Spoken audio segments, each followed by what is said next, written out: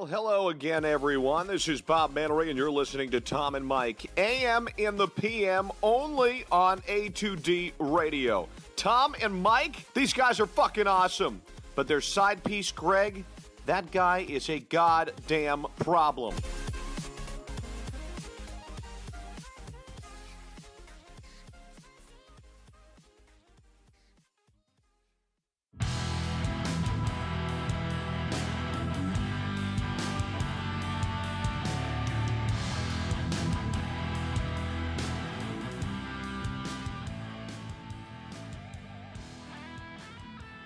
And they gave us another week. Let's talk about it. Tom. Graybeard. AM. In the PM. A2D Radio. We are live from the Real Talk Studios. And every Wednesday night, we are brought to you by our certified public accountant. Make 'em yours. Gibson Mayer LLC. Find them on the web, gibsonmayer.com. Tom Arnone, Mike Mataraki, Dennis Holmes, Robbie Pove on the ones and twos, and the family out there. We get another week to talk about it. This team is resilient. This team doesn't stop. And I said in the video the other day, you could tell me the final score of the Saints game, and I'm still taking the Eagles. I just don't know how anybody can anymore. It's gotten to that point. We got a ton to talk about tonight. The Phils are fueling the jet up. They go meet Machado in Nevada. Let's go. Oh, Harper. Oh, yeah. Well, you but my theory, I got you on Machado, too. Well, they're flying out. My bad. Flying out to meet Harper in Nevada. That's a done deal. And when that becomes a done deal, since Machado is now down the White Sox and Phillies, and let's be real, nobody's going to play for the White Sox. So you see where we're going with that later on in the show. See what the White Sox did, though? They went out and they signed, like, his brother-in-law and his best friend, but they won't open the wallet to actually sign the guy they want. Mm-hmm. They're unbelievable. They are. Terrible. We'll do thoughts and predictions. Eagles, Saints, chance to win you some money from us to you. It's the giving season. We're here to give it to you. And we pay. But you need score predictions, offense, defensive player of the game. You can chime in with that at any time. Screenshot it. Send it over to A2D Radio, any one of our social pages, and we'll pay you if you're a winner. Big F. Nobody sends shit. It's like, don't you want money, man? You don't want free goddamn money? Nobody sends their scores. Either our family is that bad at it, which I don't think is the case. I don't want to go there. Or some of them are. Nobody capitalizes on it. One of the two. Not even a Washington game where nobody sends it. Nobody sends it. A couple have, but they've been wrong. Revenge factor. 48-7. Jason Peters talked about it. He didn't forget about it. Listen, I don't care if you run a score up on people, because I'm a believer in, hey, stop the dude in front of you then and don't let him score. That's right. But it's still in back of heads because it happened. And there'll be nothing better this weekend than knock that smug freaking smirk off the face of Sean Payton. Nothing better in all of sports than that to happen this weekend. But Jason Peters talks about, Malcolm's talking about it. They remember what happened the last time, and this is two different football teams. And we got to obviously go back a little bit, talk about double doink. But our poll question brought to you by Scanzano Sports. Find it on the web, scanzanosports.com. Can Doug Peterson lead the Eagles to a win over Sean Payton, that smug mother, you know what, and the Saints? I added that into the poll question. And I like it. Yeah. I like the yes with it too. Or no. Let us know. Facebook, Twitter, Instagram, YouTube, A2D Radio is where you can find us. Family, everything's on the table like we always talk about. We'll be answering your questions, comments, concerns, Broad Street talk, whatever you got. Boys, right into it. I'm just so happy we're still talking about this. I just can't believe it. 6 weeks ago, we were dead, and we're still talking. I got the question for you. Here's the question. When that kick went in the air, what was you thinking? When he made the first, guys, I said, okay, I like that. Because I liked it because he just made that, if you go back and look at it. The first one he just made. So to me, now I'm thinking, okay, this is Shank City, the second one, because he's going to try to get more leg on it to make sure he gets it through. But when it was up in the air, you could tell it was curving. Right. But when it hit the upright, I thought that it bounced and went in. Because I'm looking at the officials and nobody's doing shit. And I'm like, oh, my God, did that just go in? Yeah, I know. Did that just go in? So I paused, and then the reaction was obviously, like everybody else's, probably priceless. Well, flipping the hell out. That whole drive kind of pissed me off, and I was upset. And I'm like, all right, we give them the kickoff. They run it back almost to the 40. Then they give up a big pass. Now they're in field goal range. And I said, well, what the fuck? You can't go for the double move today. Like, not now. Not now go for the double move. Not like, in that what the spot. fuck?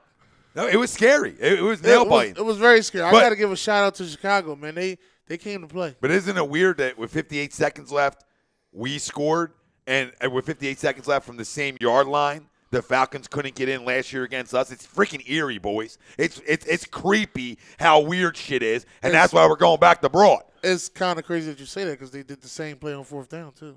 The roll out to the right. Only thing is Julio fell. Similar, very similar. Very Yeah, a well, little deeper. It's the same play that Nick hit Macklin on for the win. For the win in Tampa. In Tampa Bay, the first game that he ever won as an Eagle. And Nick's rookie year. Yep. Nick's rookie year. That was a It 4-12 sure year. That was a 4-12 year for Andy, and Andy went That to was KC the Andy, next year. yeah. So to the poll question, fam, can Doug Peterson lead the Eagles to a win over Sean Payton, the smug you-know-what, and the Saints? Yes or no? Let us know. We're reading everything off tonight. We're going to get to your comments. I know people are already chiming in. Crossing guard Ken in the house. Good evening. What up, Ken? Spidey in the house. What's up, fellas? Let's go, Birds. Ralphie D. Eric Jacinto. I'm going with my heart. Eagles 31. Saints 27. So let's talk about this for a minute. And Dennis, I'm not going to exclude you on this at all, but me and the man here have to rewind about 8 weeks maybe. Oh, yeah, I didn't know y'all did. Exactly. That's why I'm saying I'm not excluding you from it, but we sat here, and I said to you, I was done wearing the world champions gear, but what do I have on tonight? I got on a hat that says Super Bowl champions. I was done wearing the Super Bowl champions gear, but I went down to Washington with a shirt on that said Super Bowl champions. So you brought it back out. I had a feeling. I just had a feeling that team that won the championship was bubbling up and was ready to resurface. Found themselves a little bit, right? A little bit. Yep. And then we joke about the graybeard all the time. We do. But it's there, and here's I'm the rubbing thing. it for good luck, family. I need something. My tooth is killing me. Since Carson went down last year, the only game they have lost with the graybeard in effect was that meaningless Dallas game, the last regular season game at the end of the year. Sorry, Pope. I gave you a little. Flip the bird at him. I said Dallas. It was a bird. That That come came over. Flip the bird at him. Say hello to you. Let you know. We'll see each other in the NFC title game. But they are 9-1 with the graybeard in It's full amazing. effect. And So this is irrelevant. We've learned. Right, but we're baseball players, so you know there's superstition. Oh, there. absolutely. So the graybeard, the beard will stay until the Eagles are done. Oh, listen, and I stood up. I hope I'm rolling this thing through mid-February again like I did last year. The Jake Elliott kick last year, right? Yeah. And in this kick by Cody Parkey, I made sure I stood in the same spot like this. Like, you know what I mean? Ready to jump or ready to fall. It's one of the two. I'm either up, let's go, or it's – and you know what I thought about after the doink? And then we'll get to the poll here. I felt a little bit for Bears fans. I just felt a little bit because, to me, that you make it, somebody's losing that kick. And I just thought about, man, it was so close to us having – we're done for the – you know what I mean? It was so close. And for them – to be so long, it's been a while for them. Since a home playoff game a little bit. Bears fans aren't crumbs. No, they're not crumbs. At least they weren't before the kick. A lot of them have proven to be since the kick. But if you don't know, ladies and gentlemen, crown means you're an asshole. Yep. To the poll, can he lead him to a win? Yes. Absolutely. Yeah. And I think it's. I got and score here's predictions. the thing: is I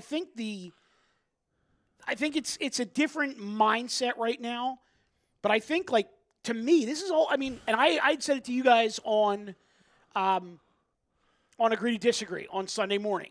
And I said to you, Doug's going to dial up his best scheme of the season, and the Birds were going to win a real tight game. Now I think it goes back to Doug and the offensive scheme, because I think no matter what Schwartz does, Saints are going to put a lot of points on the board.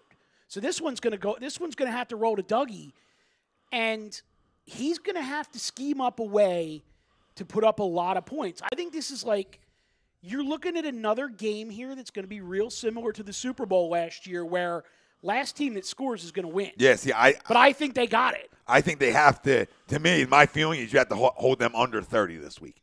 That's me. Because they haven't been as explosive offensively, as they were through that 4 or 5 game stretch when they saw us. If you look through the splits and look at Breeze's numbers, it's not that good. They've been getting it done defensively, and why they still won games and we're still a good football team. But offensively, they weren't the same. Now, to me, we all talk about it weekly. I need my big-time money guys up front to be in his lap all day. I need Jim Schwartz to disguise blitzes. I need this. You have to pressure Drew Brees more than you pressured Mitchell Trubisky. And the thing about this defense that you assume is going to translate is nobody pressures the quarterback more than this front four. So you're hoping that enough pressure, some bad balls, a team that sat around for a while now. You know, they didn't just sit around the bye week. They essentially sat around a little bit the week before that too. So you're talking about Breeze didn't play. Kamara didn't play. This is 2 weeks. Yeah. Now, you tell me that works. I never believed the 2-week sit-down pays off. This game's fast, babe. This game ain't slow. So when a week is whatever, your body's built to it because of bye weeks. But 2 weeks, your body's not built for that. So now you're 2 weeks off.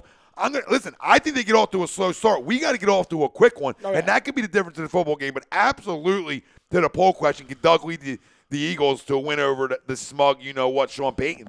Absolutely. Like I said, you can't bet against this football team and what they've been through. Muhammad Ray chiming in. What's up, my brother? He said Eagles 28-21. Crossing guard Ken. They're already chiming in with their prediction, which is great. I love it. 31-17 Eagles. A bit of revenge from Week 11. You think crossing guard Ken a bit? A bit? Oh, hell, as big as Nick's dick is the revenge you're coming in here with. I feel like that was a good one, right? That was a good one. It just felt right. Big dick. You know Nick. what I mean? It just like felt it. right. Yeah. Robbie Brinkman in the house. What up, brother? Not up, feeling Brinks? it like I was versus the Bears. Change my mind. Rob, my job tonight is to change anybody's mind out there in this area or as a fan of the Philadelphia Eagles that you're going to be a believer by the time this show gets over. You're going to get your hotel room on Broad ready to go. You're going to book this shit now. If you're not a believer in the Philadelphia Eagles, then I'll wait to see you in the first week of February because we'll be walking down Broad Street. I can't wait. Shaquan Gitters, what up? What up, Shaquan? Jake Frio, what up, fam? What's up, Jake? Go Birds. What up, Jake? Christian Carroll, Fly Eagles Fly, 27-24. Love it. Jesse Reed, what's good, brothers? Fly Eagles Fly. What's up, Jesse? I like these predictions, though. I'm loving it.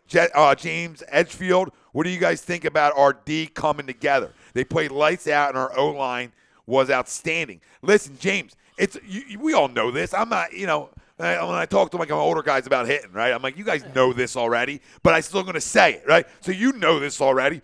The recipe to win in this league is really freaking simple.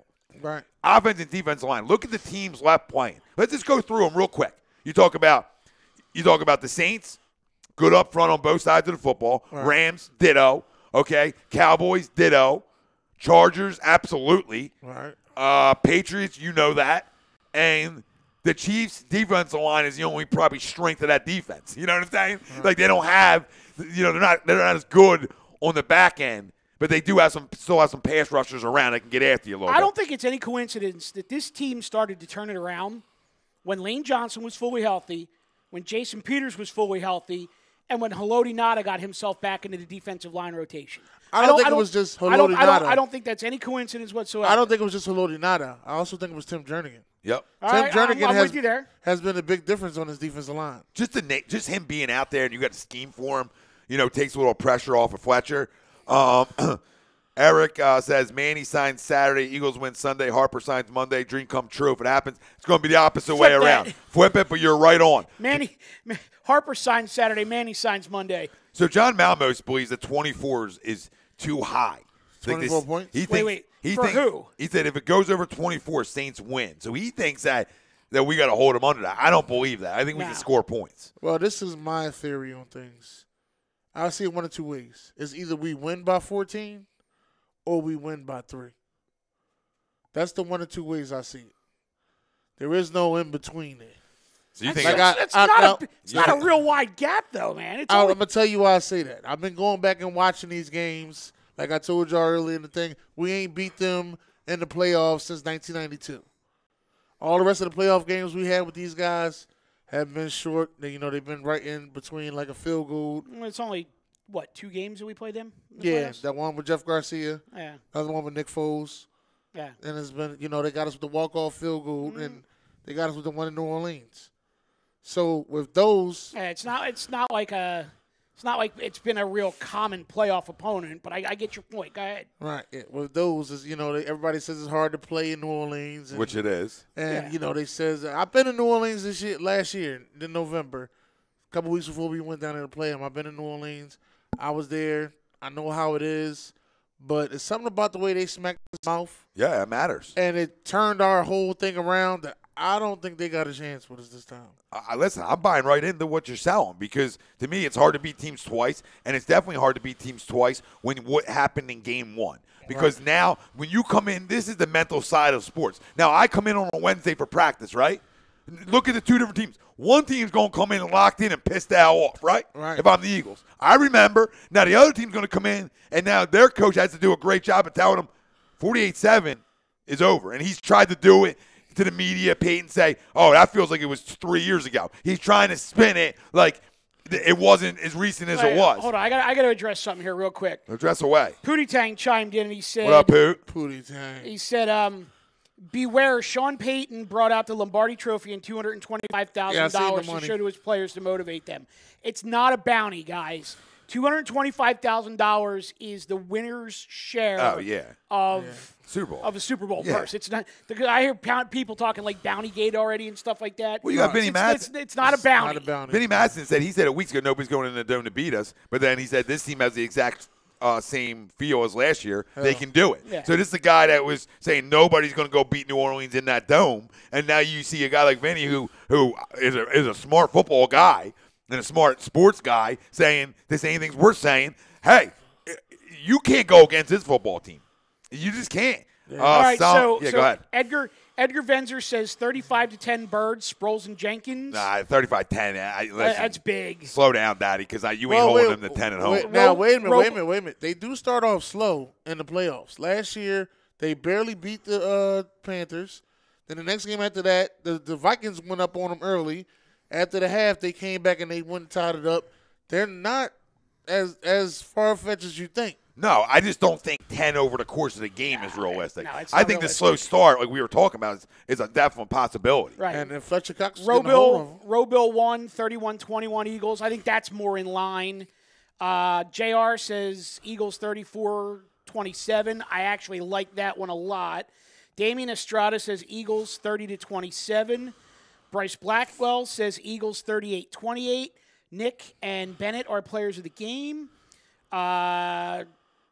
Kyle jumps in with his Nick Foles comment, but then he said, I like his comment a lot here. He says, Saints look like garbage the last 3 weeks of the season, running into us at the wrong time, 28-20 Birds.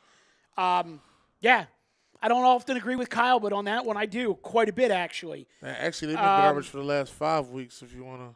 Red Sand says 34-20 Eagles, 3 tutties for Foles, 1 tutty for Sproles. I like it. 3 for Foles and 1 for Sproles. He's rhyming up in here. JR says, it's a subtle bounty, but read between the lines. Sean Payton is a douche. Oh, absolutely. Big-time douche. Yeah. And that's all the scores here. Keep them coming, though, guys. Keep the scores coming. Keep the comments coming. This is a great one. Eric Jacinto says, you guys changed my mind within 30 seconds of tuning in. And part of the goal tonight was to change any non-believer. Because the beard is still here. Yep. And you're ready to go to Broad Street. And I'm already there. Tony Cotillo, 31-28 Eagles, right around where I'm at. Sean Spielman, Foles cannot keep pace with Breeze. Only way Eagles have a semi-chance is if they run the ball. 27-17 Saints. Sean, I love this. I love this. I'm not missing. You know me, dude. I'm a Carson guy, but I love Nick, right? But you can't freaking tell me that he can't keep up. You can't tell me with the explosive playmakers this football team has on the outside and the double tight end combo that they can roll out at you, that they're not freaking explosive enough, okay, to keep up with the Saints. You can't tell me that. In a closed goddamn environment, when last time the son of a bitch was in a closed environment, what did he go do? What did he go do? Stop fucking acting like the Saints defense is the 85 Bears, because they ain't. Okay? Knock it off. Hell, the Bears that we just played was close to it, though. And they ain't even there. Yeah. So knock it off. I know you're Giants crumb, but knock it off. They say semi-chance is why we're going to go to Broad again. Please, Sean, to all you guys that aren't Philadelphia Eagles fans out there, continue to tell us we have zero chance or a semi. Please. Because this is the same shit I heard last year. One and done. Like Rob Brinkman says, this season been a success if we lose. It's been a success. You won one playoff game after everything that's happened this year. Okay, I understand expectations change, but they don't because you're playing on the road again. Tom Brady is one of the 3 greatest quarterbacks in the history of the NFL, and he went into a dome stadium and outdueled Tom fucking Brady. Yep. And he can't do the same thing to 40-year-old Drew Brees? Come on. I just don't buy it. Like we're talking about, the Saints aren't the same team we saw. Yeah, that was right. He is one of the greatest. You're right about that. But the same team we just saw. Like I said, for the last 5 weeks, they've been looking like shit. Yeah, I mean, if you look at Brees' number the last 5 weeks, 3 touchdowns, 3 interceptions, 2 fumbles. Right? I mean, like the whole team. I'm not even going to say just Brees. The whole team just don't look hasn't right. been Kamara, the same. I mean, what's the other running back? Ingram. Yep. They're not looking the same. Now they do get it. They do get a big piece back Sunday in Ted Ginn Jr. You know, a guy who can stretch the field and hurt you. They do get that piece back on Sunday. But I don't believe. Listen, I'm a true believer at this time of the year. You got to go with the teams that are playing well. Hence why I got the Cowboys beating the Rams and us seeing it in the NFC title game. Cowboys, Eagles, because the 2 hottest teams in the NFC right now that are left, it was Seattle and Dallas, okay? But now it's Dallas, Philly. All right. So guess what? They're both going on the road, and they're both winning. I'll go. I don't think that's a road game for them. No, it's not. No, not a road game for anybody. But I mean, I'll go right back to Kyle's comment. They're playing them at the wrong time. Yeah. And you cannot tell me that there's any team left in the playoffs, AFC or NFC, that wants a piece of the defending Super Bowl champions coming off a 5-1 stretch where their only loss was in overtime. Right. You can't tell me this. Nobody wants a piece of Magic Doug and Sorry. St. Nick Dick. St. Nick Dick. Rob Brinkman. Rob, what's wrong, baby? What's wrong? I mean, I don't understand. He goes, what areas of the Eagles better? Okay, I'm going to answer that question first, and then we'll get to the rest. Okay, Rob? I'll tell you what are better. Offensive line is better. Defensive line is better. You can't change my mind on that. Now you want me to X and O you. Well, okay, I just told you some intangibles, right? The team that's playing the best at this time of the year is usually a team that advances. We're better up front than they are, okay? To me, we have better skill position players than their offense does. Change my mind. Golden Tate on turf, which we know how he is on turf. Nah.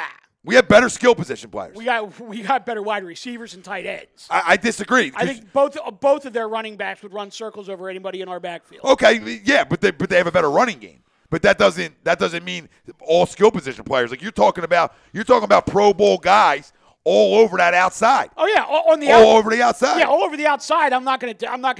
I will tell you right now. I'm saying we're a little bit better. To me, right now, we're a little bit better. On the outside. We have a better offensive line. We're better outside. We're better at the tight end position. And we have a veteran back who can make a play or two. Call quarterback a wash. I'll give him quarterback. Okay. In the postseason, I shouldn't, but go ahead. Their run game is what's going to dictate whether the Birds can beat them or not. If the Birds stop the run, they're going to win the game. Yep. They're going to win the game. Stop the run, we win the game. That's it. Because actually, Michael Thomas ain't going to beat us. I got one that I wanted to bring up here because this is actually a real good one here.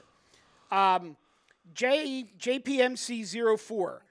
How much of the Saints' loss to Dallas, and this is interesting, could give us an advantage in game planning? I think it's huge. Absolutely, because you know what they did? They pressed them. They got physical with them. And if you want to beat them soft teams, because I like to consider the Saints a little soft, right? So if you want to beat one of them softer teams, you punch them in the mouth. What did DeMarcus Lawrence say all week, Robbie, leading up to that game? He said, they don't want to be punched in the mouth. DeMarcus Lawrence said it to him. Right. He bulletin boarded it for him, and they still got punched in the goddamn mouth. So, hey, Rob Brinkman, to you, right? That's an X and O for you right there, babe. A guy told you that you're going to get punched in the mouth. Right? And then you know it's coming, and you still get squared. You ain't that good to me. The Saints have always been a team that offensively can be a problem if they're hot. But if they're not going right, you can roll that ass. You can. Because, again, they don't want to be punched in the mouth. Well, what does our D-line do best? They punch you in the mouth. Right. You can say, like we talked about, yeah, their run game's better. It doesn't mean we can't run the ball better Sunday. It doesn't mean with Smallwood and Sproles that we can't have some explosive plays. We've seen Wendell have explosive plays. Hold on. Why Hold not? on now. Why not us? Wait till you get my offensive player of the game. Yeah, I remember. So you guys, I remember that. when we played the Saints last time in the Dome. They had a very explosive running back, Reggie Bush. First play of the game, they threw him a pass. What we do? Punch him right in his mouth. Yep. And he couldn't breathe for a good couple plays. Sheldon Brown hurt him more than the Kardashians did. So, Holy shit. He didn't say that. But, listen, we lost that game. But I said last night, this one's for Sheldon, family. This game's a makeup for Sheldon Brown. It's crazy that you said that because the last game I said was for the Fog Bowl. I said that. The last game was for the Fog Bowl. For the Fog Bowl. This one's for Sheldon. We're going through it. Last year was for Jerome, right? This year's for Reggie and Sheldon. Right. We're not bringing it home for Jerome and Reggie last year. You can only pick one, babe. All right, to bring it home for. We're bringing this home game for Sheldon. Next week, we're bringing it back for all the Eagles in the 90s. They got their ass whipped in the playoffs by the Cowboys all them years. That's for all you boys. Right. And then the Super Bowl, no matter who we play, that's for Reggie. So I'm going to go back to something, Tom. I did that? It's for Reggie. Let's go. Let's go. Let's go, baby. I'm going to go back to something here that I said last year I was never going to go back to again. Yeah, please. But I'm going back to it. Oh, man. The last time Nick Foles played the Saints in a playoff game, he walked off the field with the lead. Yep. That's the same thing I said last year about the NFC Championship game and about the Super Bowl. Nick Foles walks off the field with a lead. If the defense can bring it home, we got something here. And I think the same thing going to happen again on Sunday. Listen, I can see another game-winning drive. Listen, I have a feeling about this defense. I have a feeling. Listen, I'll tell you who controls this locker room to me and always has and sets the tone for this locker room through these last 2 years. Malcolm and my men up front. And I'm talking about Chris Long, Brandon Graham, and Fletcher Cox. Okay? And then I go to the offensive side, and Lane's a tone setter, emotionally for this football team. Okay? And I look at them guys, and when they start getting pissed off, this whole football team plays better. They do. Okay? Everyone, I don't know how to explain it. Don't forget my guy Jason Peters, man, who did a hell of a job on Khalil. He did it. Listen, you got to give him a ton of credit twice. That's why at 35, 36, he's a first ballot Hall of Famer, and you want to make a movie about Blindside, should have been about him. And I don't even know how he grew up, but it should have been about him because there ain't many guys better at blocking the blind side over his career than the big Jason Peters. J-Hot 24/7 says, Chiefs-Eagles Super Bowl or Eagles-Pats repeat. Foles cements his status as a legend. Eagles win back-to-back with a backup. Foles gets no respect. I don't know where you say Foles gets no respect. I think Foles gets crazy. How much more respect you want to give him? Do they not we got to know give blow jobs on Broad? I mean, what do you want? Do they not know Foles makes $1 million every playoff game we win? He gets $500,000 for playing 33% of the game, more than 33% of the game, and $500,000 for winning. And JR just hit your thing about Malcolm and says Malcolm Jenkins has to be one of the best free agent signings we've ever had. Oh, yep. Yeah, absolutely. I have to agree. Eric, I know you guys don't believe it, but the Cowboys are beating the Rams. I know because we hate the Cowboys that, I got to be unbiased about this stuff, man. Because if I start being biased with you, fam, then I lose credibility and this company lose credibility. So I ain't going to lie to you. They're listen, sports is sports. The Rams can beat them, right? But if I'm going to bet on this and I'm putting money up, I'm loaded on the Cowboys this week. And I hate to say it, but they're better. They're better. They're home, too. Essentially, they're home. They're home. Deion Brown says the game plan, he was talking about how it should, I forget who was saying over on the tube, but, go back and watch the Dallas tape on what they did to him. And absolutely, Rob Brinkman says players, playing for players who played 30 years ago was stretching it. They have nothing to do with Sunday. Oh, they have everything to do with our history, and they have everything to do with our ass getting whooped in the 90s. They have everything to do about Sunday. You negative son of a bitch. So negative. When did Brinks turn into Johnny Negadelphia? All the time now. The guy can't have enough. Johnny Negadelphia? It's ridiculous. Him and my boy Chris D'Amico. Chris D'Amico, Brinks. zero chance of winning. What? Brinks, I need you here today. Come on, man. Michael, it's not who they played recently that make me think that way. Who the Rams beat? recently. Who's the hotter of the two teams? Yeah. Okay? Who's hot? Who's not? That's how it goes. Whose defense is essentially better? Don't tell me the Rams because you're going to lie. You're lying. Whose offensive line's better? Come on, man. Here's the three questions for that one. A, can the Rams stop Zeke? No. B, is Todd Gurley healthy? No. C, is Jared Goff going to beat the Cowboys without a healthy Todd Gurley? No. Cooper Kupp's killed that football team, and nobody wants to listen. No. Okay, they're not the same offensively. You can crown. Josh Reynolds is good, but he's not Cooper Kupp. No, you can crown McVay because he's great looking, but Cooper Kupp is really a difference maker at the slot receiver position.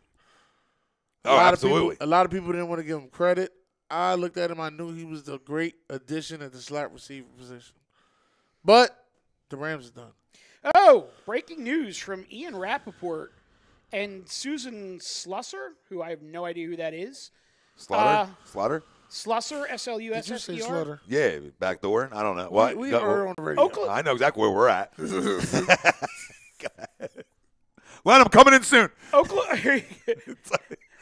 Oklahoma quarterback and Oakland A's top draft pick Kyler Murray is going to forego his MLB career and enter the NFL draft. He's going to make more money in the NFL anyway. And interesting here.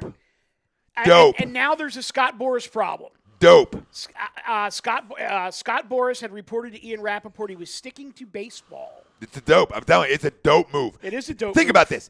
When you retire from the game of baseball, you're loaded.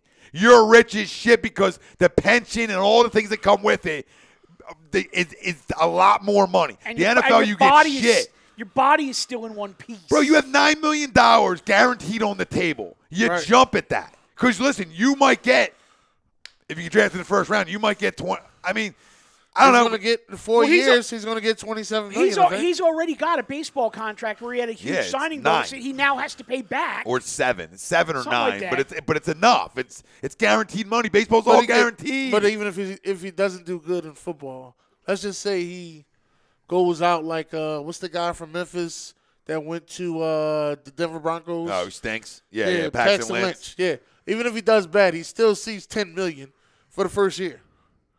So, if just for a first year tryout, I would do it. I mean, I like Kyle Murray. I think he's a pimp. The one thing about baseball, you can play baseball until you're about 44 if you're good. Listen, you spend 6 years in the big leagues, you're set up for the rest of your life. So much like spending time in the military. Exactly. You're set up for the rest of your life. But the rate he's going, if football don't work out, baseball will. Yeah, Greg. Hold on. I don't believe that one. Hold on. You guys stick with baseball. You can't say if football doesn't work out, baseball will, because football may not work out because you get an injury that prohibits you from ever going back to baseball. We didn't put injuries in it.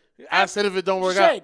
You have. There's some people that actually left football that just didn't work out, and that's fine. Like Johnny Football, right? But here's the thing: you have a 100% chance of getting hurt playing a game of football. Rob, you do 100%. Can you find me his completion percentage this year? Who? Kyler? Yeah, it's pretty ridiculous. Greg says he's an idiot. Go play baseball. If you can't hit the curve, then go play football. Can't hit the curve. Trouble with the Curve. My good movie.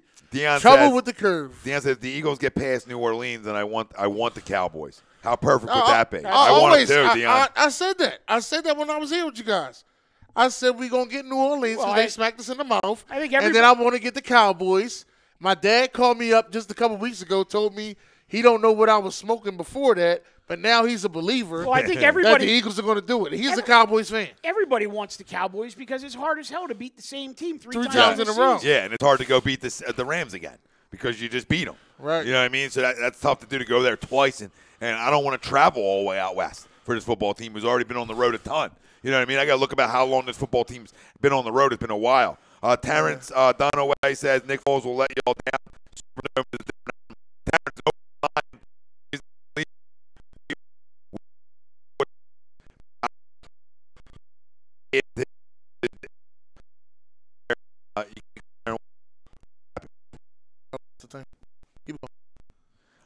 Yeah, but you can't. I'm not going to be scared to go anywhere and play on the road.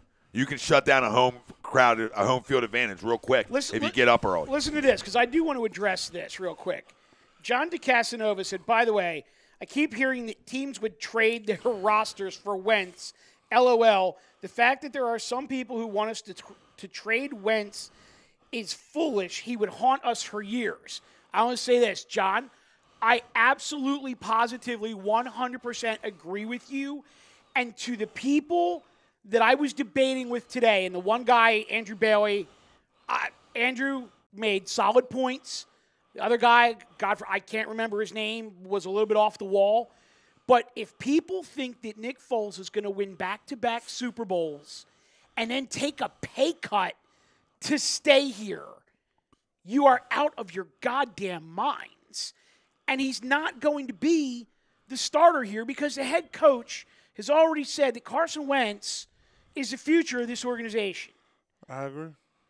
I don't get these people that seem to think that if Foles goes out and wins another Super Bowl, Wentz is as good as out the door. It's not going to happen. No, I wouldn't trade Carson for 4 first-round picks.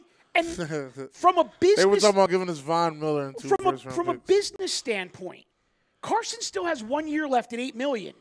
Would you rather have Carson Wentz, who's probably one of the top 10 best quarterbacks in the world, at $8 million, or Nick Foles, who's one of the top 30 quarterbacks in the world, at $25 million? I think it's common sense. It's common sense. I don't even get into it anymore because it's outlandish.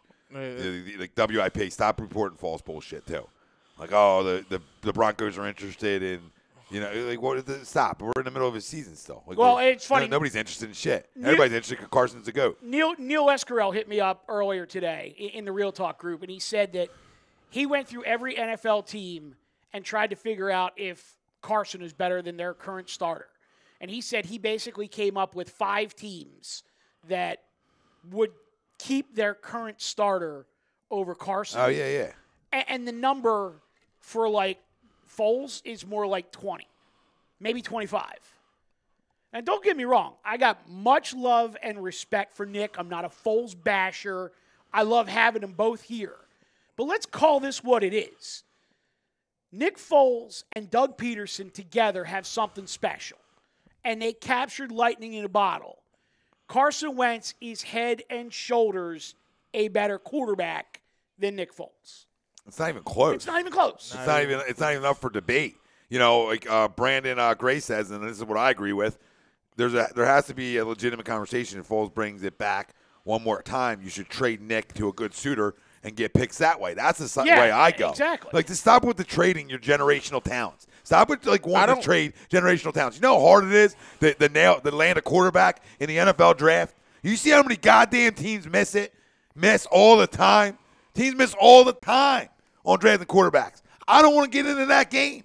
I got my guy. All right? Don't give me injuries because Nick's never played a full season ever, and Carson has. So don't give me injuries. Everybody gets hurt in the NFL. And if you don't believe Carson's a franchise guy, go fuck yourself. JR says, Probably the best way I can do it. Foles top 30, the disrespect. It's not disrespect. It's not disrespect. Seriously. I mean, you're one of the top 30 people in the world at your job. You're doing pretty goddamn good. But seriously, he was on the trade block all last winter, and the Eagles couldn't get a bite. So how good is he really outside of this system? He's a system quarterback. Listen, he works with Doug. I don't even know why the conversation still comes up with people. I'm tired of these hypothetical trades that people come up with. I want no parts of it, okay? I'll worry about this in the offseason, but I'm not worrying about trading Carson. We're open for bids on Nick Foles. That's what we're open for after this year, okay? Or what's-his-face says, David Johnson, he could retire before he goes to another team. Yeah, that's what I think he might do. He could, but there's also a lot of money on the table. Damian Estrada. Guaranteed. Damian Estrada says if Wentz leaves, Eagles could trade a draft pick for a better quarterback. But are you going to find a better quarterback than Wentz? And why would you want him to leave?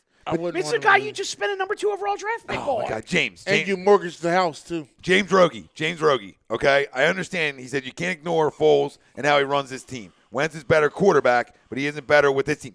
You got to stop right there. This is where the memory loss happens with our family. You all forget 2017. You all just sweep it under the rug like it didn't fucking happen. I'm so tired, and not about you, James, about the family out there changing narratives that fit whatever the hell you're trying to spin. Okay? The guy was going to be the MVP of the goddamn league. And now we're oh, yeah, we'll take 4 first-rounders. We'll take 4 first-rounders for him. Of course we will. So I can circle draft picks. Fuck draft picks. Because what you can guarantee is this dude can play. What you can't guarantee is that Howie Roseman and whoever else is going to nail them 4 picks. Okay? And don't tell me that you're going to be 50% with your draft picks because nobody in fucking football is. Nobody.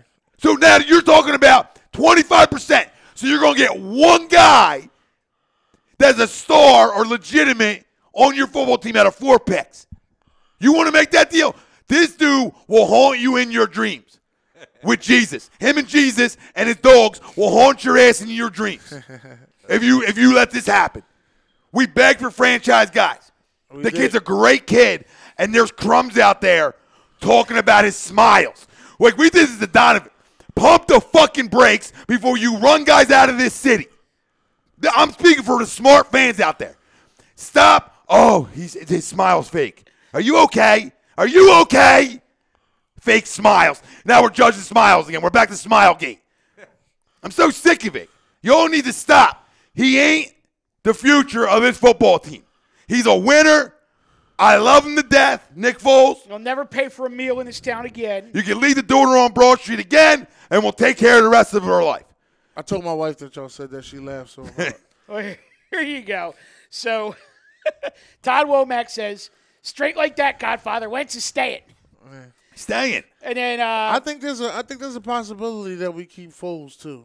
Well, here you go. JPMC04 says, we won't get anything for Nick unless we franchise tag him.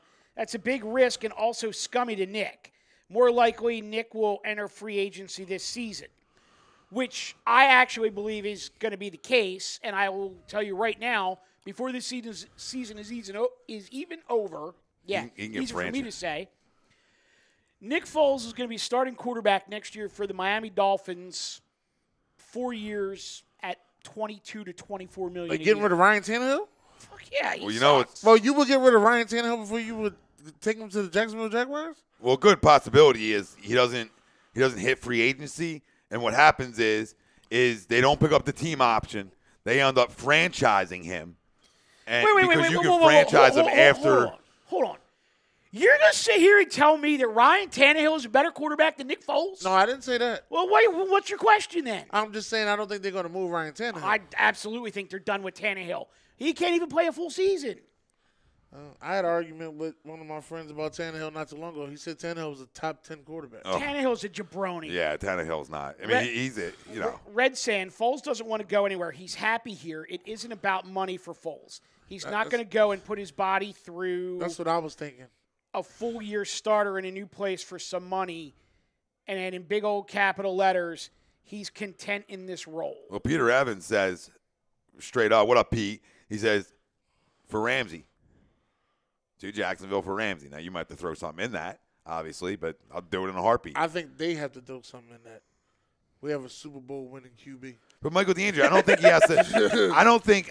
They have to do something in that. And that's fine too. But JR said, I live in Miami. This town is done with Tannehill. Trust me. Thank you. And Michael DeAndre Thank says you. Foles going to have to, or Wentz going to have to constantly looking over his shoulder. I don't buy looking over your shoulder. Like, you're not getting benched unless you're hurt. Like, you're going to be you're a stud. So if you're healthy, you're going to play well. We always. So I don't think you have to look over your shoulder at any point of that. I don't think it's going to ever be a controversy. It's just that if you have another injury, it's like nobody's worried about it. Oh, here comes Nick Foles. That's it. No, you're right. You know, Grasshopper Wentz is the future. Foles is the now. Right on. James Rogie says, I'm a Wentz guy, and he is the future. I would never trade Wentz or think about it. I think we should keep them both. Nick is worth it. He brought us a Super Bowl. That's the least we can do. I love that, James. See, now we're right back together. Look at this. Kumbaya. Brandon Grace, how about this? Eagle trade Foles to Jacksonville for Leonard Fournette in a second rounder. Interesting. There's a lesson. We're going to have plenty of time to talk about that. Sean Kyle says Jacksonville, Oakland, if they Leonard move the Fournette. car. Peter Evans had another one. Leonard Fournette ain't bad, though. He was talking about, absolutely pull the trigger for that. He was talking AFC West and NFC West teams are going to be in play for Nick Foles as well. So, listen, let's enjoy that we have two. I know we want to go back a little bit to the Bears game and just talk a few about that before we get into predictions and everything there. But let's be happy we have two, right? We have a guy that showed us in the playoffs that he's a flat-out fucking winner. Any way you want to slice. So I ain't mad at you, Nick.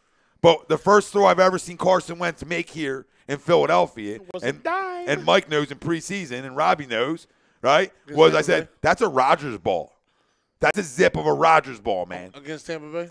It was a preseason game. It was his first throw against Tampa Bay. I don't even remember who they play in preseason ever, but it was just a zip, and you're like, oh, okay. And then you remember his first game as a pro. Here's what I would kill. He's like, he's on a ball. If you want to know about Carson Wentz, you go back and do a YouTube search on the Doug Peterson mic'd up from the first game that he was a head coach of the Eagles, that Carson Wentz was a rookie against Cleveland. And you will find out all you need to know about Carson Wentz as an NFL quarterback from game one of his rookie year. And he did damn good that game, too. Eric Johnson, though, thinks that, he could retire if he wins back-to-back. Listen, everything's on the table. You know what I mean? He could become like a great motivational speaker. John Ballant says Mayock and the Raiders will push for one of our quarterbacks with all their first rounders. And you're right, John. He probably will. But, if I'm Howie Roseman, I'll tell you straight up, Carson ain't on the table. And I know you're one to always listen to offers, but I'll just shut that down so you don't even have to call about that no more. You want to call about Nick and talk about Nick, then offers are on the table. We're not answering that call. I love Carson Wentz. Wait, I love Nick Foles. Let me tell you, I just love this kid. It's like my Grew dog. Yeah. It's my Grew dog. Yeah. I love this guy. But he loves everybody. Exactly. That's my point. He loves everybody. He does love everybody, besides the guys he traded. Right. Ralphie D says, we trade Carson, I foul him. Yep. Brandon Grace, our defense. What? I've actually thought about that myself. I will be 47 years old on Saturday, and I thought the same thing myself. If Carson goes, I may have to go with him. Because then I don't trust anybody making decisions here. Nah. Like, I'll trust Doug with my life, right? I've been a Doug. I know me and Mike have since the day he got hired, or even the thoughts of him getting hired here. We loved it. Loved it? Yeah, we loved the Andy Tree. We were big believers in – he's a football guy. I got crushed when he said – from Greg, I got crushed when he said this roster has the same talent, if not more, than the Packers team I won a Super Bowl with. And everybody out there during the offseason was like, oh, he can't say that. He can't say that. And I was like, that's what you want coaches to say. You want him to believe in his guys because now they're going to believe, and then start buying in. Oh, everything Jesus Christ. Everything he's done to me proves that he's the second best coach in the NFL, and it ain't close. So of course, it ain't close. Of course, Jay Lash has to drop the first. The hardest question out here of all. Okay. If Andy offered Mahomes for Wentz, would you take it? Oh yeah, I'll drive. I'll go to KC. I'll drive him to KC. That's top level talent for top level talent. Yeah, I'll drive him to KC. But why? I don't. No. Hell no. Y'all need to stop. No. If you're gonna believe in your kid, you're going to stick with your kid. I believe in a guy who threw 50 this year, too. It's sort of hard not to believe in that guy, too. Now, listen. I'm not going with the guy that threw 50. You've seen him play? I've seen him play. All right. I want Wentz. I want Wentz, too. I want Wentz. I'm just saying, I'm not running him out of town. I'm keeping Wentz, but that might be the hardest decision I've had in my life. You got to let me give a minute to think about that. I didn't even sleep on it. Listen, there's nothing for me to think about. I'm keeping Wentz. Let's go. All right. I love you. That's why I love you. Like, I had to choose hot chocolate, coffee, Monster, Red Bull, Mountain Dew. Like, Wentz or Mahomes. Wentz or Mahomes was a harder decision when I drank tonight. Damn it. That's a tough one, dude. I'm with Dennis. And he's laughing at us. He's like, sorry, I had to throw that rant. I'll keep Carson. I'll retract. You got me excited because I'm like, this is just 50. Tom Arnold, statement retract. Like he throws sidearm and shit. He throws them all different angles. He throws like a baseball player. He'll throw 50. He throws like a shortstop. Listen to me when I tell you. He'll throw 50. I believe it. I know he will. I believe it. He'll break the record. He would have thrown 50 last year if he didn't get hurt. Yep, he would have thrown. Listen. Well, it was only 3 games left. You want to see a man on a mission next year? He threw 40. You want to see a man on the mission? We already know this dude don't stop working, right? They got to, like, calm him down through his rehab and stuff because that works that hard. You know the dude's in Larry Bird drill. He's the first guy and last guy to leave. I'm telling you, the dude's on a mission next year and going to light lamps, and then everybody's going to fucking – I got screenshots for days of the Rob T's, the Kyles, the guys who didn't want him here anymore, right? The guys who wrote him off. I got it all. And I will expose asses when he wins the MVP next year and we're in a Super Bowl. Oh, Jesus Christ. I knew this was It's going to be exciting. Rob, it's going to be fun. I got too many. All right, so hold on a second. Damian Estrada says He just threw 50, Dion. Says Pat Mahomes just threw 50. Trade Foles for a draft pick and draft Dwayne Haskins. But if you're trading Foles, When the fuck you want Dwayne Haskins? you still have Wentz. You don't need Dwayne Haskins. Dwayne Haskins stinks. JR brings up a great point, and I got to hit I hope this. the Giants draft him. JR says, don't Stinks. forget they still have a lot of confidence in Sudfeld, too. The fuck out of here. And I agree as a backup. But here's what I know, but this is where I'm going with this, is if you have Carson, who developed so much from year one to year two, and then you have Foles, who basically resurrected his career with Doug, and then you have Nate Sudfeld, who was basically an undrafted free agent who is now, like, all of a sudden being thought of as a very highly regarded backup in the NFL. What does that say about your head coach? This is a great head coach. And he's following in Andy Reid's steps as a quarterback whisperer. Right. Here's where I wanted to go with this. Jake Friel says he was thinking about packing bags too, Mike, to go with Wentz, by the way. I might. And Peter Evers says Ginger Jesus. So the family, everybody's saying no Mahomes, but the Dion, he did throw 50 this year. He did.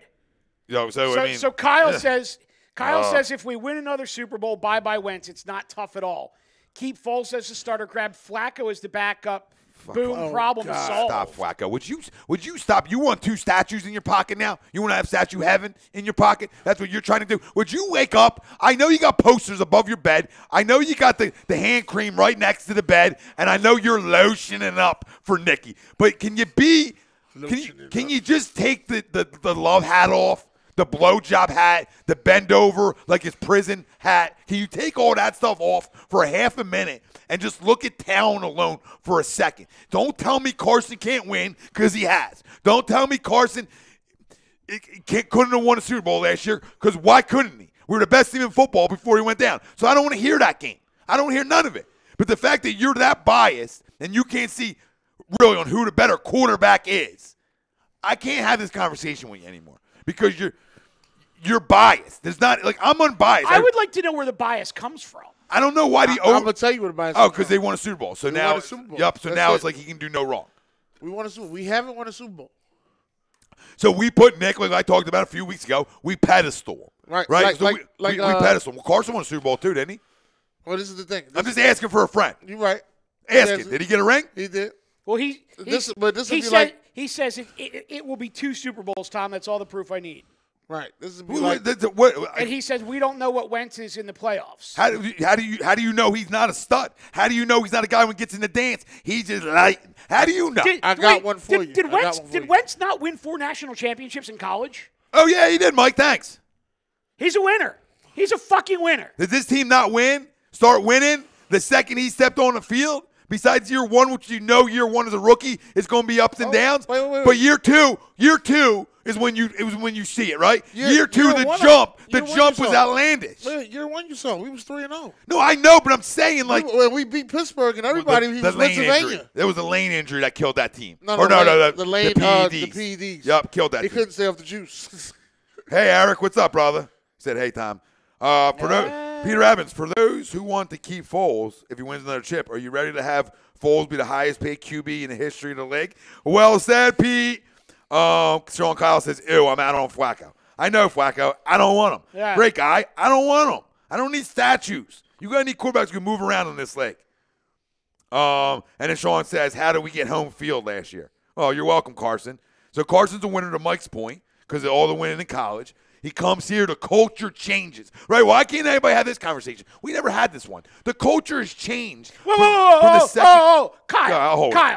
He's still going? That's like comparing the soul to the Pats. Come on, Mike. What do you do? Wait. Would you compare so Because I said that he won 4 national championships in college because he's a 1AA quarterback. That doesn't matter. That's winning. That's a culture. It's winning. And if he's good enough as a 1AA quarterback to get drafted number 2 overall, I don't think it matters what level he's playing at. You're winning. You're winning. You're and winning. You're drafted number 2 overall. You don't see the correlation between the second he was drafted here and when you had guys like Darby come in on trades and other guys started talking about, and we talk about it ad nauseum, but, man, Carson and Nelson. And Kyle, let's not forget that South Dakota plays up every year, too.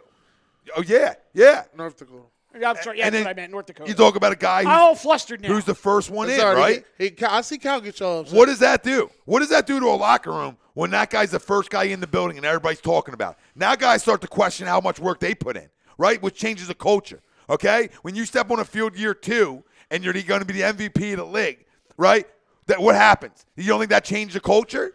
A culture of winning? When we were just finding ways to win football games early on last year? You remember Alshon said that to him? He said, I'm going to help you win MVP. Yep. And he told Alshon, I don't want an MVP. I want a championship. Mm-hmm. The guy's one of the most unselfish players in this city, if not the NFL history, okay? One of the most unselfish guys you'll ever come across, and we want to get rid of him because Nick's so much better to people. Or, oh, he can't stand it, Nick's winning. Dude, they're best friends, bro. He got the ring, too. Here you go. NX 750 Gaming says the fact that Doug has Carson travel with this team, everything you need to know. Even though he's not playing, is Doug saying Wentz is still his quarterback. You see him and Golden talking on the sidelines? You think guys don't love him? I love that narrative. Well, I think guys just play better for Foles. No, that's not true. What happens is Carson's so special that guys sort of expected this year that he was going to do it all for this team on one leg. Right? Because he's that special. Because guys know it. Guys practice with him. Guys see him light their defense up. I got one. Can I ask you a question? Oh, hold on. Kyle says, wait, Tom. We were done. Toast kaput. Yep. Rams game, 13-point dogs, no shot. And he says, Foles did all of this. Shut up. It's just facts. I don't know what Carson is going to be, but what I do know is he's worth a shit ton. Okay, he's worth a shit ton. But, again, we'll rewind to the beginning of the show. Foles did all of this, but it doesn't matter that the offensive line got healthy, the defensive line got healthy, the secondary got healthy. Doug dumbs down the playbook for Nick. It doesn't matter because IDK, it's just facts. Kyle, you and I don't get along, bro. But I do respect your opinions most of the time. Right now, dude, you're just way off base. Well, I had a thought. Thought away. And it's just a thought. I might nap. Here's the thought. Kyle wants 3 first-rounders for Wentz. I want to do the deal. That ain't that thought. The thought is that I had a thought that something happened to – I'm sorry. I just want to hear you. I had a thought that something happened to Nick Foles, and they told Carson Wentz he was playing the next week. Listen, I thought about it when the rib thing happened, right? Like, yeah. Now Carson can go win it, and get that off his chest. I'll tell you guys right now, I guarantee you, if they win this week, should I say when they win this week, Carson will be dressing for the NFC Championship game as a backup quarterback. He will get cleared medically next week. He will dress for that game as a backup quarterback. In fact, it wouldn't surprise me if they actually dressed all 3 of them. That's why I said I had the thought.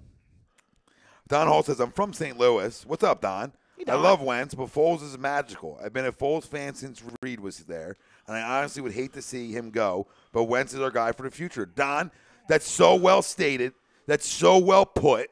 And that's just – and, like, you see all these smart people that come out, right? And this is why I love 90% of our family and the 10% ruin it for Eagles fans, right? Because you just get it. Like, we all love Nick, man. Yeah, he was drafted an Eagle. We were all fans back then. We were talking about the Tampa game and all his first year under Andy. We love Nick. I sat on this when it was a couch last year, and I told family that if there was anybody out there in the league that I wanted to run this offense, it would have been Nick Foles when Carson went down. Right. So I'm a Nick guy, but I'm a realist. I don't want Nick to go anywhere. If he's willing to stay for for backup money, be the highest paid backup in the league at an X amount of dollars that's reasonable, I'll do it all day. We did that because I'm not worried about Carson looking over his shoulder. I'm more saying that, okay, if Carson gets banged up or nicked a week, I got Nick to come in. We did that for Chase Daniels, though. I gotta dive in on this real quick because Kyle That's asked. true. We did. Kyle asked a good question.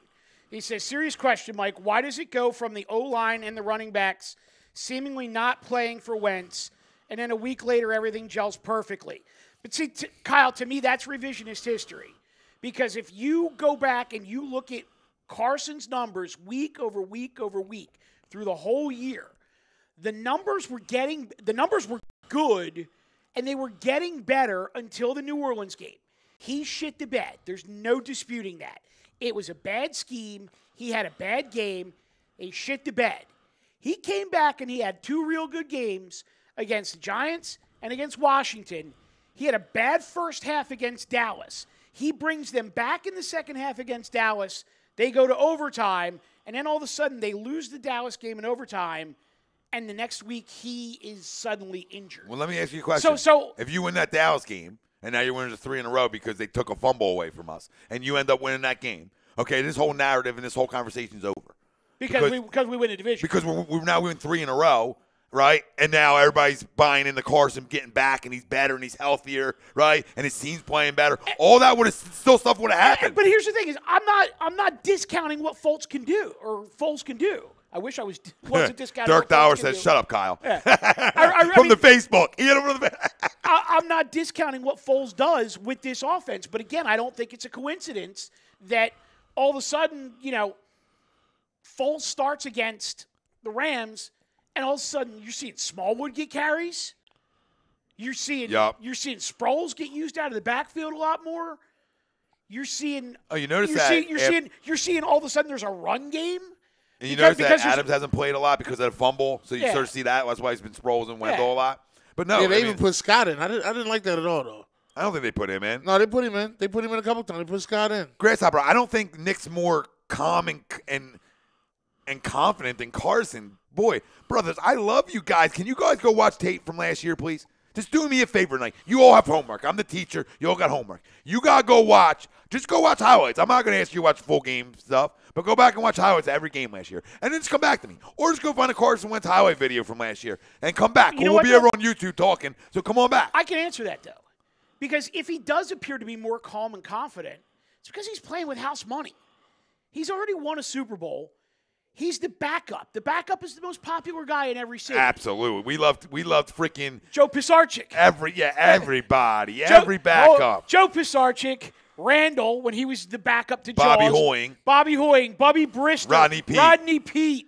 Ty Detmer. Yeah. Jeff Garcia.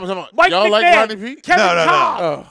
The list goes on. Just saying, the backup quarterback is always the most popular guy in school when the starter's not doing his thing. Grasshopper, you can bro me with all explanation marks. Did he bro you? Okay, because we ain't broing. Second off, you're going to tell me you watch football, but it's different in quotes. I'm telling you, you don't watch enough then. You can watch some all day. Doesn't mean you're comprehending, babe. Because to me, if you don't see that he's better and he's just as calm and confident in 2017 when he was healthy, you're delirious.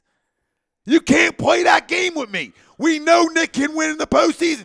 Ain't nobody taking nothing away from that. But don't tell me that Carson doesn't have swagger and confidence. Stop it. Stop. You all forget shit. They're going to be forgetful as they want to be. Damn it. I love you, Grasshopper. Love a little grasshop. I think we're going to have to leave this conversation because I don't like the bro. I don't like the bro with the explanation. I mean, I don't like the bro. I'm just reading it the way I feel like it's said. He broed you. I'd rather you bra me or bra. Like put the U in or the A. You know what I mean? Like really hit me. Don't bro me if you don't know me. Eric wants to know if we're talking. Me of everything says, I love Foles. He's a hero to this city. But I want to smack people right in the face when they say we got to trade Wentz. Yeah, me too. Attaboy, Tristan. Eric says, Thomas, you're part of the show? Question marks? Yeah. Hey, I'm right here, buddy. I'm right here. I'm talking to you. Oh, Dirk says, Dark Dowers, Jeff Garcia. Yep. Yep, there's another one. Jeff Garcia. Merry Christmas, Philadelphia. Before we go to break, I'll read off a few more, and then you guys come on over, fam. Come on over to YouTube. Join the second half. We're going to give our score predictions, players of the game. We want yours. We're going to talk a little Sixers, for a couple minutes for Eric because we take care of family here. And we obviously got to talk Phils flying to see Harper. We're past double doink now. Yeah, I mean, no, you know what I noticed is, like, I like going back and checking, but once you get rolling and the polls, like, in the future, nobody wants to go backwards. Like we do. We said a couple things. Yeah. We knew. We got to talk about how well the defense played. We can talk about that in the second half. We'll talk about that. We can talk about all that stuff. Sheesh. It's Peter Everson in 2017 with Wentz, the offense was unstoppable. Facts. Jake saying he just came off a major knee injury. Move on. Facts. Dion, I hope he does. Nick, I hope he does. Staying knowing Carson is the guy, but he loves playing here. He did it back in Michigan State with Kirk Cousins. Yup. Yeah. That's right. All right, so we're going to go over to YouTube, fam. If you're with us here on Facebook, Twitter, or Instagram, jump on over for the second half. We're going to take a quick break, come back, and we're going to stay locked and loaded with a lot of goddamn fire tonight. This is Tom. Mike. AM. In the PM. A2D Radio. And every Wednesday, we're brought to you by our certified public accountant. Make them yours. Gibson Mayer, LLC. Find them on the web, GibsonMayer.com, as well as our doc, Dr. Paul Vidal, Specialized Physical Therapy, LLC, Burlington, Cherry Hill, Princeton, New Jersey. Tom Arnone, Michael Mataraki, Dennis Holmes, Robbie Poe on the ones and twos. The family out there, even though if I yell at you, it means I love you. We'll be right back.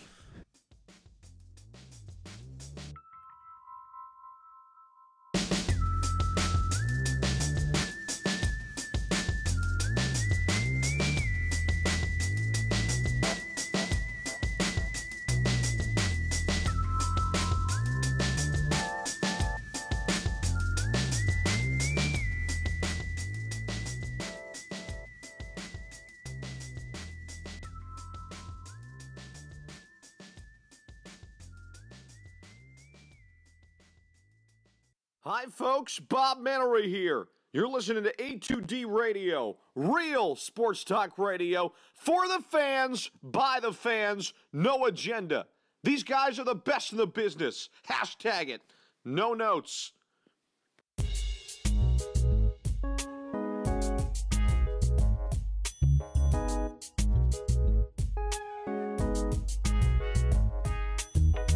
Tom and Mike, AM in the PM, is brought to you by Gibson Mayer, LLC, Certified Public Accountants. Gibson Mayer, located in Yardley, PA, is a leading accounting and business consulting firm with a proven track record of handling critical issues with expertise across many different industries, including construction, distribution, hospitality, manufacturing, real estate, service trades, merchandising, professional services, and professional athletes. Give them a call at 215-369-3300. That's 215-369-3300. Your initial consultation is always free, and if you tell them that Mike from Tom and Mike AM in the PM sent you, you'll receive 15% off all income tax services completed by February 15th.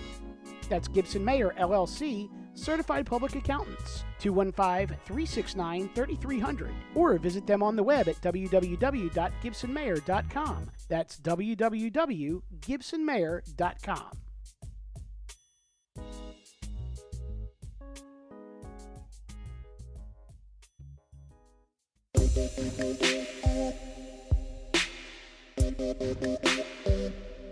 Tom Arnone, Big Mikey Smalls, Tom, Mike, AM, in the PM, only on A2DRadio.com.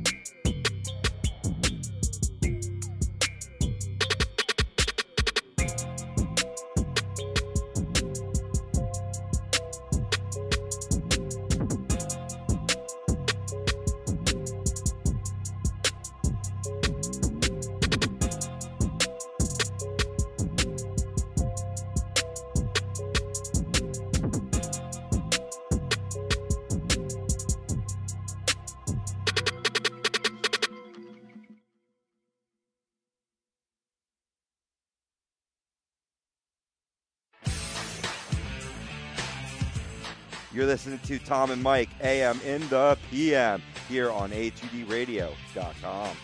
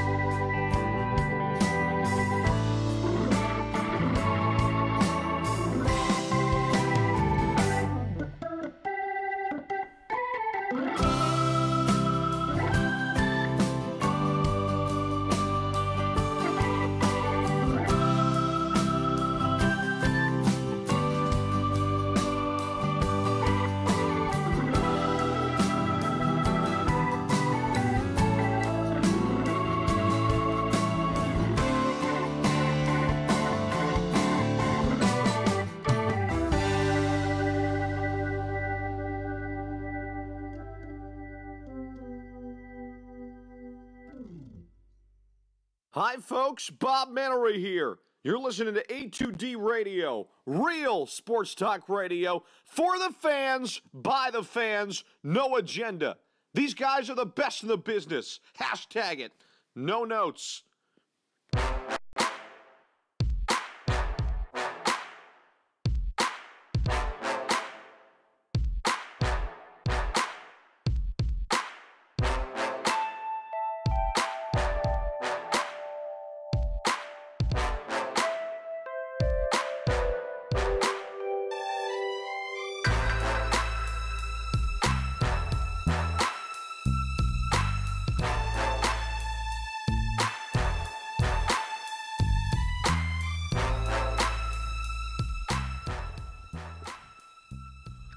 Guess what's going to happen next week? We're going to have another week to talk about it. Tom, Mike, AM, in the PM. A2D Radio, live from the Real Talk Studios. Every Wednesday night, we're brought to you by our certified public accountant. Make them yours. Find on the web, GibsonMayor.com, as well as our doc. Calls in every Sunday, talks injuries, gives his prediction. Doc loves calling in, dude. He's the best. Dr. Paul Whitehouse, Specialized Physical Therapy, LLC, Burlington, Cherry Hill, Princeton, New Jersey. So you said Doc loves calling in. Yeah, he loves it. He's the best. You went through that so fast. I thought you said Doctor loves calling in. I'm probably. I'm like, what? We got Gene Simmons calling in. Like, yes. 5 hours of sleep. I think Gene's calling in. Doctor Love. 5 hours. This is what happens when you get tooth problems in the middle of the night. You started having Gene Simmons call in. So we did a little Bears, Eagles. You know, I know we wanted to talk about a little bit about the defense and, you know, the double doink, which people at first, and Rob's brother was one of them, you know, came right over to the page. He came over on Twitter because he doesn't stay on the book anymore. He knows better. So he goes to Twitter, and he gives a little lucky, right? And then the next day when you find out that Hester got a piece of it, he said, oh, it ain't lucky anymore. You know what I mean? It was lucky if it due to Shanks. But it's better to be lucky than good in this league, man. You don't win in the postseason without things going your way and balls bouncing your way. You look at Keanu Neal last year, that ball was a pick fucking 6, baby. I was at the game. All right, that's a pick 6. He had a lot of room to run with a lot of linemen around. Or he's at least getting into our territory. Torrey Smith catches it. The whole game changes. Yeah. You need things to go your way. Why did we lose the Dallas game in Dallas? Well, because of refs, a ball didn't go our way. You can't win in this league without a little help, all right? Speaking of not a ball going our way, how about that pass that was thrown to Miller, and he snatched it out of him? I forgot who the guy was. Oh, yeah. And I'm yelling at the TV, jump on the ball. Somebody jump on the ball. Yeah, but that was a bad decision by all the D-backs. It's not somebody picking up the football. Just pick it up. Just pick it up. You're taught that. Even if they say incomplete, pick it up. You're taught that. Exactly. You're taught that at a young age. When that ball hits the ground, everybody gets on it. You worry about the rest later. Mm-hmm. But, I thought the game sort of went the way I thought it was going to go, a little less scoring than I think a few of us maybe assumed. You thought it would get maybe, I think I had a 24-17. I had 2017. Yeah, so, we're all right around there. I was a little high on the score. I was a little high too, but I see why them 2 interceptions. Yeah, and that's what I talked about Sunday morning and Saturday with Kyle, and he wanted to know parts of it. But I said, listen, you can't go in there and with a defense like this. This is my point to go backwards, right? When we talk about going, you can't go in there against a team like this that's opportunistic the way they are, and they thrive off turnovers and then turn the football over. Because I said you're not going to win then. You're not going to win if that happens. Right? You're just not going to. Hostile environment, on the road, playoff football. And guess what? This just proves that anybody picking against them is crazy. Because all the things that you're going to go to the box score and look at, besides probably time and possession, I assume we won that. Okay? But besides time and possession, you go 2 turnovers, none. You're saying, Bears probably won this game, right? So it just shows the resiliency of this football team. That they fight and they find ways, like we talked about last year, when people are bitching and moaning how we won games. Right. You find ways to go to locker rooms with wins because that's all that matters. That's all that matters. Real quick. Yeah. I want to get to that comment, too. Shout out to Chris O'Connell from Fox 29. Heading to New Orleans to cause some trouble. See you on Bourbon Street. Any Birds fans in the Big Easy, hit me up. Live report starting tomorrow night. I love this guy. Wait. What happened? I'm a psychopath? Eagles are 1. Tom's a psychopath. How can his wife stand him? Bro, you don't know me off of shows, homie. All right, pump your fucking brakes. You got something to say to me, you come on in here. Because you ain't talking fucking internet tough guy shit with me. Now you're going to bring my wife up into a conversation. You bring the wife into I will smack the shit out of you. Okay? I will verbally abuse you to the point where I don't even got to put my hands on you. I don't even got to worry about jail time. Because I'll verbally abuse you so bad that you'll have nothing. You'll be going to therapy the rest of your life. So pump your fucking brakes. You want to talk about me or my wife? You want to take shots at me all day? Shoot away. Don't even bring the W into a conversation because that's gonna fire a dog up. Because I treat my wife better than you probably ever treated any girl in your life. Okay, and I'm not fact. And this is sports talk, Daddy. Sports talk of passion. Okay, me outside of sports talk, I ain't wild. I ain't wired like this unless I'm in sports. Coaching baseball, I'm wired like this. Talking sports, I'm wired like this. We ain't in a fucking church. You don't got to agree or you can agree to disagree with me. A2D, wake the fuck up. Sorry. Don't even worry about it. Sorry, I get it off. I know. They were talking about the wife. Don't even worry about it. You got to remember, he's in the basement jacking off. You got to remember that. He's got headsets on. He's got a headset on. Yeah. Gamer headset. I just think it's funny, like, when you come around my friends and you're, like, just quiet normal dude, and people are like, where's Tom? Yeah. I'm like, it's Tom. They're like, no, the guy from the radio. And I'm like, go ahead, come a sports question. I'm like, yeah, come on. I'm like, just because what you see is what you get with me. I mean, I'm an asshole off the air too, so it is what it is. There's like 2 sides to that coin. Yeah, like you're pretty chill. You're mellow. Yeah, when I talk sports, I get wound. I get excited. This is what it's all about. You know what I mean? I think we all can say that. This is you know what I mean? it. I might get more don't- vocal and louder than people, but I always said I get loud so you can hear what I'm saying to you. I don't know about That's all. anybody else, but that game Sunday was really, really a heart attack game. I don't know about anybody else, but it was a heart attack game. It was a good one. It was a great win. Like I said, hats off to Chicago. They played great. Mitchell Trubisky came to play. Allen Robinson, Penn State product. Game made a couple double moves on us. But at the end of the day, we came out with the win. You're like a big-time mark for, like, local schools, aren't you?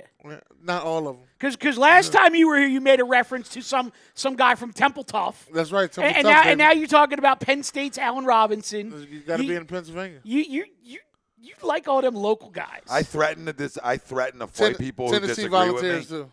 Do I do that? Because I don't recall that. Rob, do I do that? You've been around me a long time. Wait, threaten to fight? Do I threaten to fight people who disagree with me about sports? No, you threatened to smack a guy who was talking about your wife. Yeah. I'm just clarifying because now he's pulling this narrative that people disagree with I tell me. you, he's in the basement. You He's got still to going. you got to let him go. What was the lady? Wait, from, hold what on was a second. Mama from Dakota? North Dakota Mama. Yeah. Did you still got hers up there? I can very easily get it up here. What were you gonna say? You had something.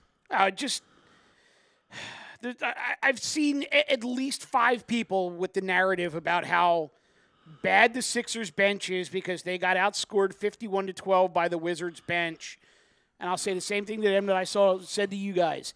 Anybody who didn't see this coming last night when that game ended doesn't know that goddamn thing about basketball. Yeah. You can smell it. You can smell it a mile. When Scott Brooks leaves his starters in a 25-point game until there's 5 minutes left in the game, you tell me they're not going to come back out the next night against the same team and keep their foot on the gas? Yeah. Come on. Yeah. No, it's tough. It's tough to win back-to-backs. It is. It's just a difficult situation. In any sport. So you wanted North Dakota Mama. North Dakota Mama. Shout out to North Dakota Mama. Yeah, shout out to North Dakota Mom. We're going to get into scores, predictions, offense, defensive player of the game. We'll get into some deep Saints-Eagles stuff here in a minute. All right, so I don't have the exact quote, but I can paraphrase it, which was, she's been a fan of Carson's for a long time. Tom, she appreciates you having his back, and he's apparently a very nice guy. He's a great guy, and we all have his back. Even Rob, who's a Cowboys fan, has his back. And I believe the counter comment from Kyle was, Philly's a lot different than North Dakota. He better get used to it here real quick. Well, that's not Kyle. I love He's been you. here for 3 years. I mean, how much more do you want him to get used to I it? think he gets it. I think he understands it, Kyle. So slow down. But we don't have to treat him like we treated Donovan. That's one of my things. Wait, did this guy not sell out Citizens Bank Park for a charity softball game last year? Yeah. He did. Does the guy not have like his own Meals on Wheels type of deal? Yeah, for the homeless. For the homeless, like. Yeah. That was him and I think it was him and Ertz got it together, right? I mean, this guy gets it more than 3/4 of the fan base can even fathom. Like, he gets it.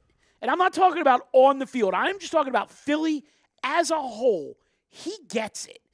And for people to think that he's not going to be able to play here because of the pressure of the Philly fans, Stop. It's laughable. Stop. The dude's calm and collective. You saw it last year. Can we just simmer the fuck down?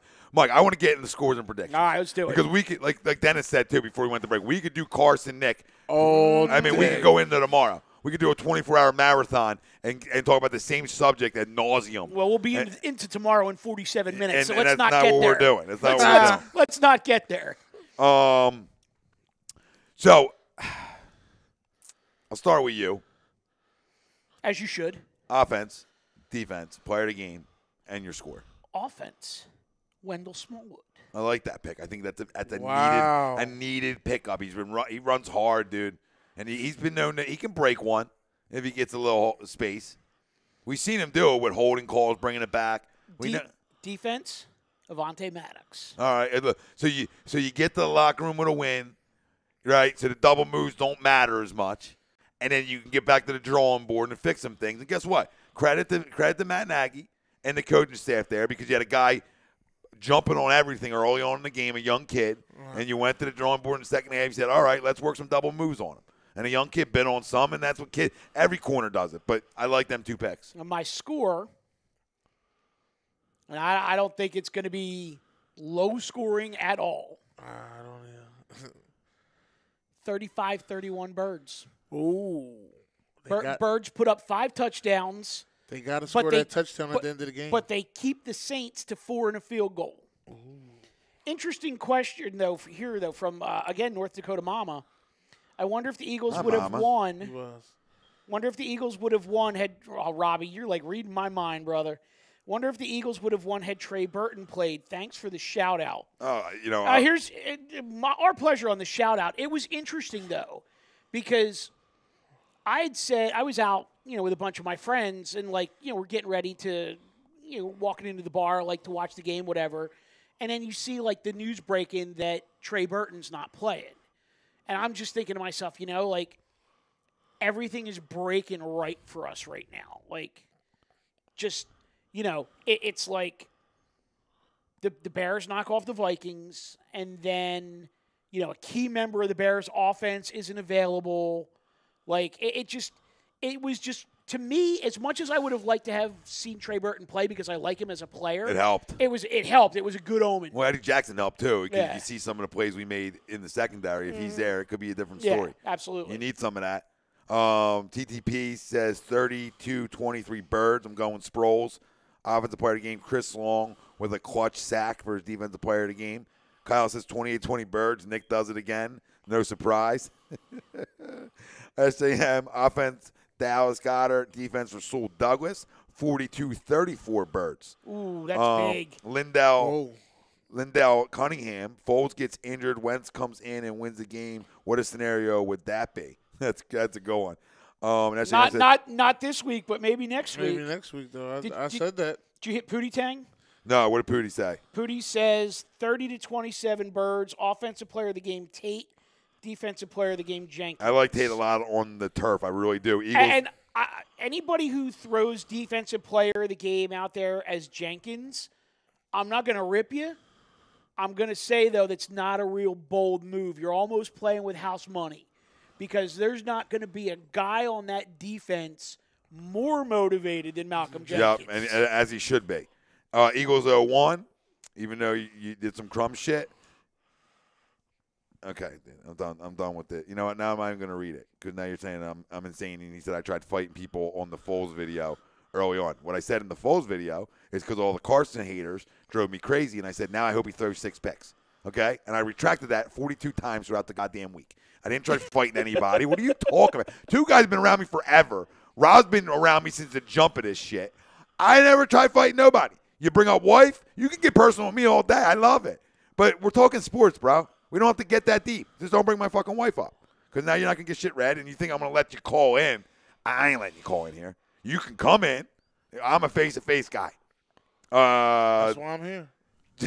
JPMCO1, 27-33 Birds, or 33-27 Birds. Of the player of the game, Ertz. Philly Sports Passion.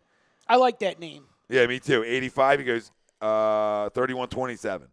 Tristan, Saints are not this juggernaut everybody thinks they are. They're beatable. We talked about that earlier on the show. Tristan, you're spot on. Eagles 0-1. This game reminds me of the Giants-Packers divisional 2011. Wow. Even Kyle said, yeah, the wife thing was bad. Yeah, when you know Kyle. When Kyle says some shit, when Kyle says something's bad, that's bad. But Kyle will answer this because me and Kyle always disagree on shit. Kyle, have I ever said I'm going to fight you over our sports debates?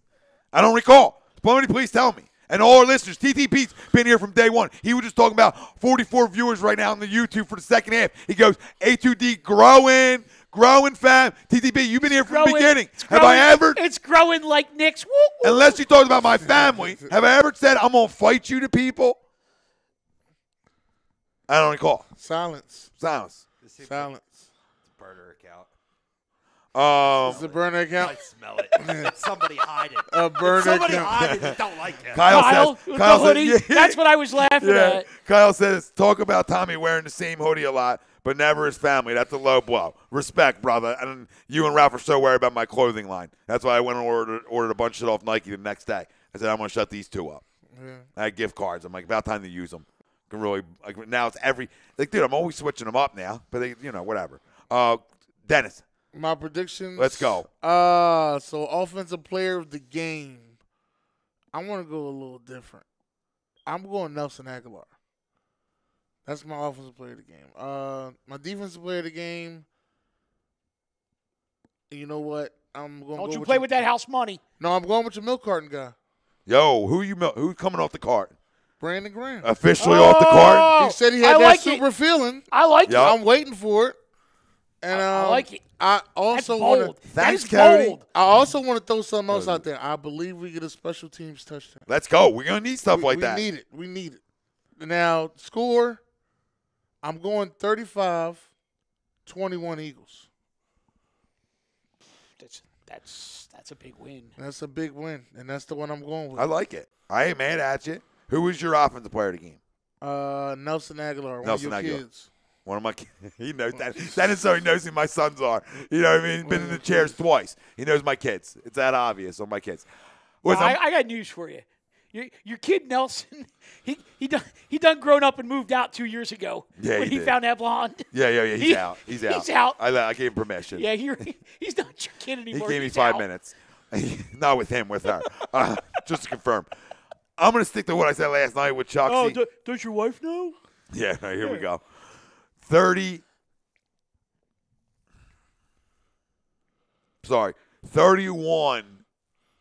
Eagles. Jake Elliott field goal for the win. For the win. 48-yarder. Povey, can you do me a favor, buddy?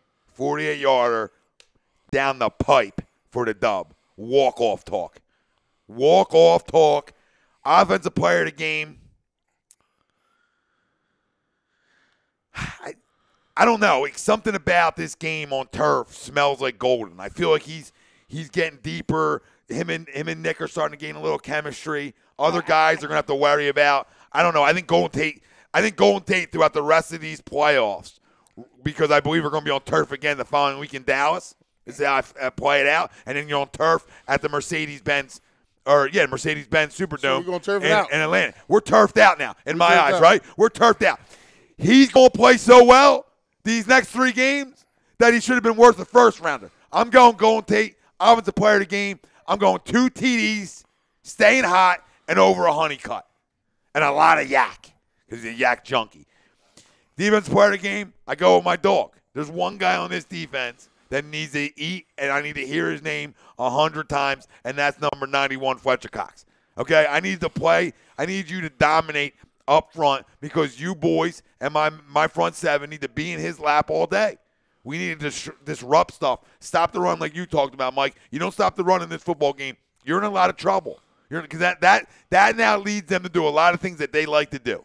Okay, but if you can stop the run early on, you can contain Kamara, sort of like you did to Cohen last week. Now, Kamara's better. We know this. But he's going to get some things.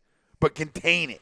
Contain it. Red zone. Hold him to 3. But I'm going to say even more so than last week, you need to win the turnover battle this week. I want to hit Ralphie D's comment real quick, because I see where Ralph is coming from, but I don't agree with it. What he's saying is that it reminds me of 2008, where the Eagles wound up smoking Arizona on Thanksgiving night, yeah. But then they lost to them in the playoffs. Right.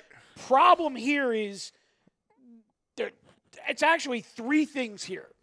Number one, if you can roll back to 2008, the Thanksgiving game was Thursday night. Obviously, it's a short week. It's the week after Donovan McNabb had gotten benched at Baltimore for Kevin Kolb. And they came back with Donovan on Thanksgiving night rather than trying to prepare Kolb for an opponent on a short week. And then Andy basically said, okay, Donovan. What are you saying about this? It's Thanksgiving night 2008. Andy says, "Okay, Donovan." Against who again? Arizona. Okay, yeah. He says, "Okay, Donovan, you can have the keys to the car again. Go do your thing." Donovan ran it up because he was playing to save his job. Mm-hmm. But but that was a home game with a team from the West coming east, short week at night on a holiday. Arizona didn't even get off the plane here.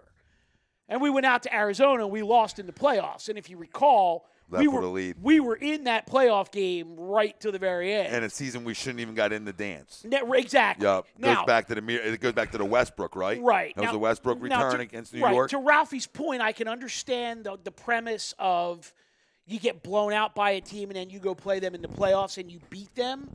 But let's not try to draw too many comparisons here because there's a lot of factors in that 2008 game that we, are not even going to become close to being in play here. Okay. I like where his head's at. Sean Taylor back. Yeah, what up, Sean? What's up, brother? I love that he comes back. Philly sports passion. He's talking about Eagles 0-1, saying he's probably 5 years old. I love when the family just goes at dogs. So I got the tax city in there. Listen, like for the offensive side of the football this week, unlike last, and this is why I like that we threw we had 2 turnovers last week because the ebb and flow of football. How I look at it is now you might not turn the football over this week because it's a team that usually takes care of the football offensively. So I'm going to say that we're going to win the turnover battle, and I like Dennis saying, the special teams, something there. We need it. CD. We need it. I think you need a strip sack, like I say every week. Strip sack will be huge this week in their zone, and some kind of interception, fumble in their territory. You need to come out of here in some good field position for easy points. You need to start this game with the same way you started Chicago. You need a 7-0 or 3-0 lead right off the bat. Okay, you need to take leads against the team because what happens is buttholes get real small and tight. They get real tight when you take leads in people's buildings. It goes whoop. Yep. That's what happens. And I know Breeze is a Hall of Famer. I know all the accolades that come with him, but I also know he don't win that much in the postseason. He usually doesn't. Like Dennis said, they're a team known to come out in the postseason. He's only got 1 Super Bowl. And light lamps in the regular season and come out in the postseason and be a little slow startish. Well, this is an offense for a lot of these guys that have now 2 weeks off. I think that hurts you. Listen, I'm saying 31-28 because I think it's a close game, but I almost lean to Dennis's side. I could see us smacking them right in the mouth. I could see a 2-score win. I could see it. I'm visualizing. It's amazing. I mean, you did call a blowout in the Washington game. Yeah, that was easy. Yeah, they weren't going to. You called the blowout. I didn't see that coming, though. But I'm just excited, and I'm asking for one more week. And we'll let the chips fall as they may. Well, let's talk about this for a second here. Let's take a look at the Saints for a minute. And I'm not going to dispute they have a great offense. But if you roll this back, they let Tampa put 48 on them week 1. Right. And they lost by 7. They lost by 8. But they let Tampa put 48 on them week 1. They beat the Browns by 3 in week 2. They let the Falcons put 37 on them in week 3. Yeah, their defense has gotten better. They beat the Giants pretty handily, but Saquon had a real nice game against them. They whooped on the Redskins, as it is what it is. That's the Redskins. They beat the Ravens by 1. Where was that game? That was in Baltimore. Right? Yep. They did beat the Vikings by 10. Where, at home? No, that was actually in Minnesota. In Minnesota, okay. I'm just trying to see some of their home stuff. Rams, 45-35. That's at home, right? That was at home. So the Rams laid 35 on them. They completely annihilated the Bengals 51-14. Yeah, this is their streak when they were hot. But that was no A.J. Green, no McCartney. Yeah. I mean they were running Jeff Driscoll out there at quarterback. Yeah, this is when they were scoring a bunch of points. Yeah. And then they beat the Eagles 48-7. This is when they're the NFL darling at this point. Wait. Keep going. Right, They see so- the Cowboys next. Well, no. They have the Falcons next, 31-17, again at home. And then the Falcons or the Cowboys go in there, beat them 13-10. Well, they go to Dallas, right? That game was in Oh, I'm Dallas. sorry, they go to Dallas. They lose 13-10. They go to Tampa. They win 28-14. Yeah, as they should. And that at that point, if they didn't come back and beat Tampa, they might as well just have kissed themselves goodbye. 12-9 over the Panthers In Carolina. in Carolina. Panthers weren't anything special at that No, point. they're not. They weren't anything special, period. Gave up 28 to the Steelers. Won the game 31-28 in a game that the Steelers should have had. Yeah, you're talking about the same kind of score I got going on here. And then they got boat raced by the Panthers in a pretty much a meaningless Week 17 game. But as far as I could tell, the only people that didn't play in that game were Drew Brees and Alvin Kamara. And that game was in New Orleans. in New Orleans. So, you look back at the game. You look back at the game before that, which was the Steelers game, was the one I really look at because the Steelers defense isn't as good as ours. No. And offensively, yeah, they're good offensively, but you can make the argument that we can be better offensively. If Mike Tomlin doesn't run a bogus, ridiculous fake punt call in his own territory with, 4 minutes left in the game, Steelers win that game. Yeah. Well, I'm not going to talk about the Steelers because, they known for doing a lot of crazy things. Which is like they're about to trade their best player to Antonio Brown. But going with the Saints, like I said, it's been this is a downhill spiral. And it's going to go so far down that we stomp they asses this weekend. I'm telling you, I'm really feeding off of what DeMarcus Lawrence said when they played him. Right. I think that really shows a lot. It's telling when you talk about a guy saying, we're going to come in and we're going to smack you in the mouth, and you're gonna take it. And New Orleans came in there and they got hit around and they took it. And that's telling to me. It's telling about your up front guys because that's the guys that are going to get smacked around. But their defense has played better than they have early on. But as you can see what the Steelers did to them, you can score on them. You can absolutely score on them. Well, this is interesting. SJM86 says, hate to say it, ever since the Bears beat the Rams and the Cowboys beat the Saints, both teams haven't been the same. Interesting. It's true. I think going in opposite directions. I never even thought about it like that when the Bears beat the Rams. I just thought that when we beat the Rams. I didn't think it was the Bears. But that is very interesting.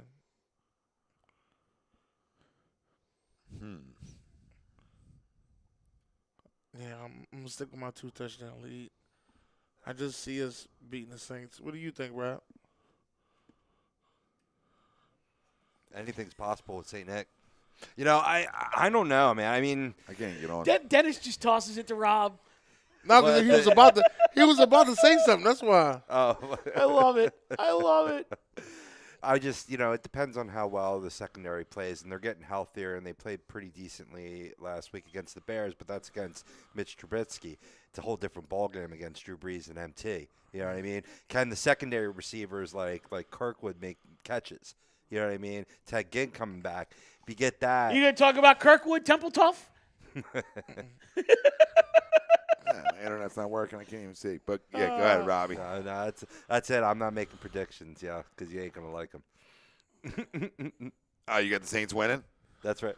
All right. You want that rematch? No. You want that NFC Championship Game rematch. You want to play the Saints again, don't you? He'd rather play the Saints than to play us. With your Cowboys. You don't want to see us. You don't want to see us. Yeah, third time around is hard. It is hard. It's tough to do. So we got Nah. like 13 minutes left. You want to do a little Phillies, a little Sixers, and get out of here? Yeah, we don't even need to touch on the Sixers. The Sixers are playing good basketball. They're fine. Only one thing I want to say about the Sixers is I got Ben no Simmons, internet. thank you for finally shooting. Thank you for shooting the ball. That's all I'm gonna say on the Sixers. Yeah, well, Joel said the same thing. He said, I don't like shooting threes. I'm not good at it, but I do it so they respect it. Mm-hmm. You know what I mean? He said Ben needs to do the same thing. Well, I'll tell you what. We're going to learn about this a lot about the Sixers real quick because I think they have like a 3 or 4 game stretch coming up where the opponents are real weak, and then I think it's like 18 out of the next 20 are against teams that if the playoffs started today Yeah. would be 1 through 6 seeds in either conference. Gotcha. So that'll be That last stretch we had, I was one pretty game off. interesting.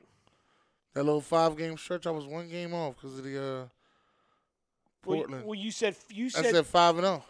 I thought you said 4-1. No, I said 5-0. I went for the juggler. He went all in. Yeah, He went all in. Phil's Machado? it's a done deal. Harper. I mean, Harper? Well, both. Both, me, really. Me personally, and you and I have talked about this a couple of times. We've said we're getting both from day one. I think what's going to happen is they go to Vegas on Saturday. They sign Harper. Harper gets on the phone with Manny and says, look, here's the deal. Let's go do this. And Manny gets done on Monday. I agree, Mike. I was saying. And then I think the piece that drops after that, and this is where I'm going to lay a bold prediction on you here. Maikel Franco and Odubel to San Diego for Travis Jankowski. You'll do it? Yeah, I have no problem with it. I mean, because you're giving me what I asked for. Okay. Yeah, I mean, you're giving me exactly what I asked for. I want to be the Boston Red Sox of the NL.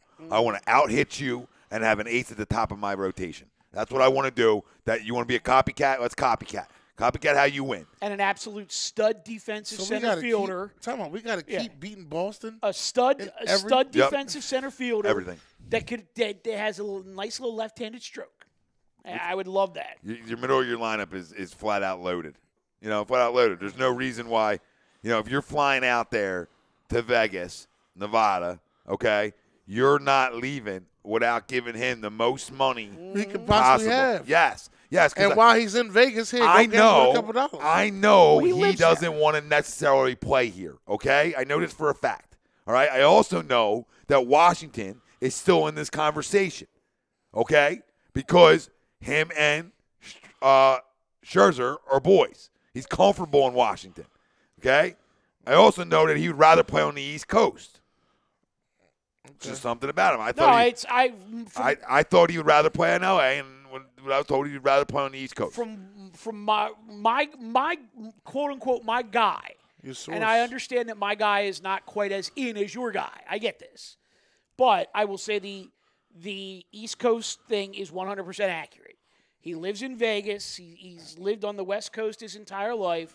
He likes to go back to the West Coast in the offseason and get away from where he plays. He wants to play on the East Coast. Yep. He likes the bright lights of the Boston, New York, Philadelphia, possibly even Chicago. And Washington, But where he's comfortable. But even though him and Scherzer are boys, Washington, at least from what I've heard, is kind of shall we say boring to him? I don't disagree. They offered him $300 million. Yeah. So that was their first offer. He's just done there. He's bored with it. I think this is a $400 million deal, by the way. I do too. Is that where you're right around? You think it's about 4 for 10?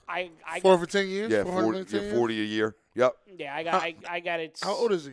Well, Washington backloaded all his money in that deal. Yeah, and he didn't want backloaded. Right. I think what happens with the Phillies is, when we talked about this a few weeks ago, is I think they front load him to give him more upfront money. He wants upfront money. Yeah, front load it now before you have to pay guys like Nola and, Yep. Hoskins and whatnot.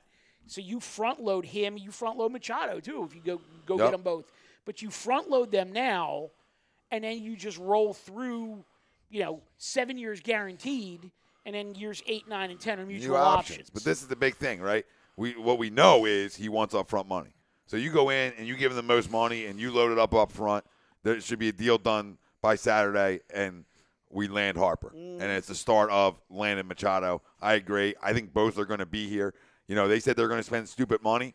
Well, now this is, if you go and do this, you spent stupid, air quote, money. Now, it's not stupid because you're going and getting 26-year-olds and putting them in the middle of your fucking lineup. Anybody out there that's worried about the money or worried about them signing more, the luxury tax doesn't mean shit to big-time markets like this. They will get hit for – what did Boston get hit for last year? What was it, 20-some million? over whatever it was, and that's pennies, man. Well, for a World Series, it's pennies. Here's the it's pennies. Here's the kicker on that is the luxury tax is only really, really, really bad the first time you go over it. Because the first time you go over, you get crushed because there's a massive penalty for a first-time offender. Yeah. But then after that, it's basically like paying your taxes. But here's the thing. And again, this goes back to John Middleton and Comcast and all this stupid money that we have is that if you're willing to spend stupid money, you got to be willing to take that penalty, go over the luxury tax, and say, fuck it, we're all in, and go get your guys and go win a World Series. I got something concerning for you, too. Uh-oh. What I've been told a little bit here. Oh, man. And I don't like this. He doesn't want to play for Gabe? Well, that's already – it's Gabe and it's a little deeper. But that doesn't matter because money – Boris works all about money. Right. So it doesn't – to me, it became irrelevant when you're going to give him as much as he wants. Segura. Hearing Machado Segura could ruin this locker room. So what I'm hearing is 3 teams, 5 years. Not a good locker room guy, supposedly. Who's Segura? This is what I'm hearing. It's what I'm hearing. I don't know how true it is, but it adds up to where how many teams he's played for in so many years, whatever. Here would be my counterpunch to that. And I'm not saying you're wrong because I don't know. I really don't. But I would say you look at the way teams have bounced Gene Segura around. His ability level and performance on the field has not warranted him being moved around like a chess piece the way he has. He probably hasn't been happy anywhere. He was happy being dealt to Philly. Oh, I'm not saying he's not going to be in here. I think we have a good foundation of young, good kids in here already. Yeah. I think if you had a Harper, that the rest of it doesn't matter is where I was going to go with this. If you land a Harper and you have your guys in this locker room that you think are already leaders, and then you can, you have a McCutcheon who's all, a good guy, and this is why you bring him in, and then you bring a Harper. The other two don't really matter because their production to me is going to overweigh the stupid shit Machado might say. I think the production overweighs everything for both of them. Segura too. Not saying he's a bad guy. I love the Segura move. I think between Arrieta, Hoskins. True, I forget about Arrieta. Arrieta, Hoskins, and McCutcheon. You got 3 guys that are going to control that clubhouse. And Noah doesn't control; he just works. Right. Doesn't say a word. He's a worker bee. Yeah, and he just follow leads. Like, okay, this guy just fucking throws wiffle balls at people, and nobody can hit it. Yep, he's a leader. Because sometimes you can lead just by how you go about your business. Yeah. You don't gotta say much. Jason didn't say shit. You know what I mean? Just went and hit. He never said shit. Went and hit and laid Chase out. Utley? Yeah, never said nothing. I love Chase Utley. Love Chase. But Jimmy that's was one of my cousins. Jimmy was the mouth. Chase went and hit. Oh yeah, well yeah, Jimmy was the mouth, man. Jimmy used to come up and say stuff to us when we was on the sideline watching him and everything. Be like, I'm gonna hit this one out of here. You ain't hitting no home run, Jimmy. Jimmy, Damn, you ain't hitting no home run. I love Jimmy. I love that whole squad and these 2 signings that are about to happen. Tell you what though, Ryan Howard was on MLB Network last night. That's one of my sons. Some fascinating stuff, man. I got to go listen to it. Real good hitting demonstrations with him and Mike Lowell. Getting on top a little bit. It's funny because I'm sitting there. I'm like, this is mad scientist type of shit. I'm in on this. I yelled at my kids today. Not the older guys. Not that they did anything wrong. I said, listen to me. Come on in here. No such thing as a launch angle. It's not real. It's created by a guy who batted 220. All right, I didn't say fuck.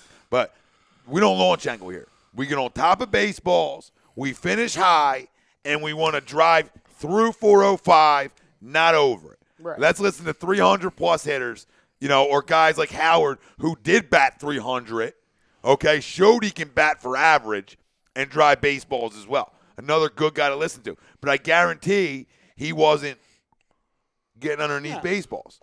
He's more – you more want to, like, yell at shit where you want to square. But I want to, by on top means is you're working this way. You're working through it this way.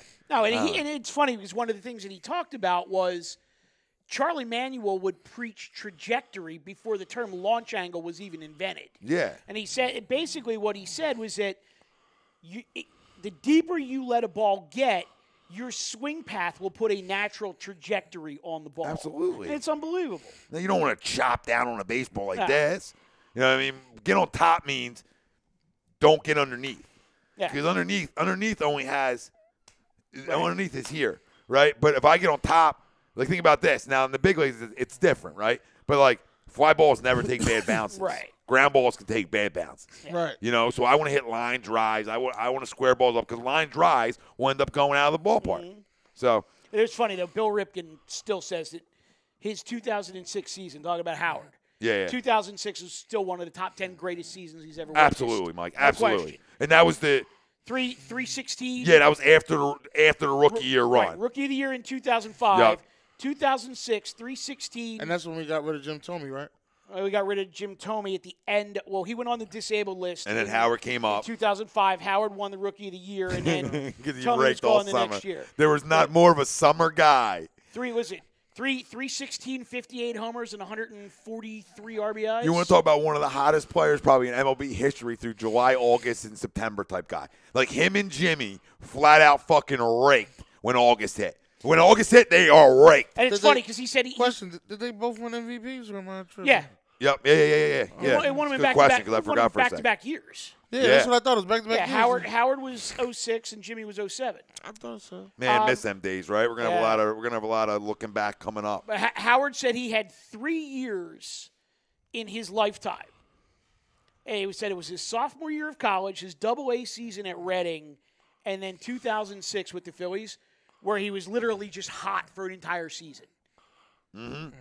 I'm like, yeah, it must be nice. I mean, that's locked in. The way Yeah, he was it's in locked 2000. in. From the beginning of from him the coming jump. up, From the jump. it was like woo, like, and we knew it. We had a feeling. 62 games. Guy just fucking raked all day. 162 games are hot.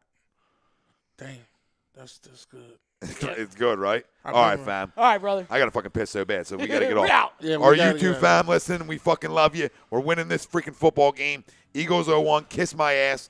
Everybody else, I love you. But you're welcome back next week. You can come sit on the couch anytime. I invited you in. All right? Tom, Mike, AM, in the PA. HUD Radio. You can go back, listen to any of the shows from this week. Tomorrow night, you got Hockey Happy Hour, I believe, at 8 o'clock.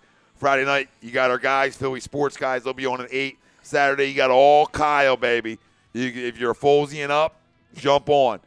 Sunday, agree, disagree, we will be live at 9:30 a.m. 9:45. Yeah, because, he's going to be late. So we'll cut it to an hour and 40 show. But we'll be on, obviously, Sunday, pregame. Tons of fucking talk about. Tons of shows. I'll give you some videos. And I got nothing else for you. Tom Arno, Michael Mataraki, Dennis Holmes in the house again. Dennis, thanks for joining us, brother. I may have to cut a video Sunday morning. Yeah, you should. Robbie Pove, I may have to like start being always, here on Wednesdays from now on. until Big Greg gets back. Till Big Greg is back. But who knows? Greg's probably. I think Greg's back Sunday. I think Greg's gonna be on I Sunday think morning. Greg's back next week. Yeah. I think he's on Sunday morning. I think he's excited about that, so he can bring his negativity and Doug hate into the conversation. Listen, we love you all. Gibson Mayer LLC, or certified public accountant, making Make yours. yours. Find them on the web. GibsonMayer.com. Dr. Paul Whiteout. I got a pee so bad. Bye. Specialized Physical Therapy LLC. We love you all. Peace.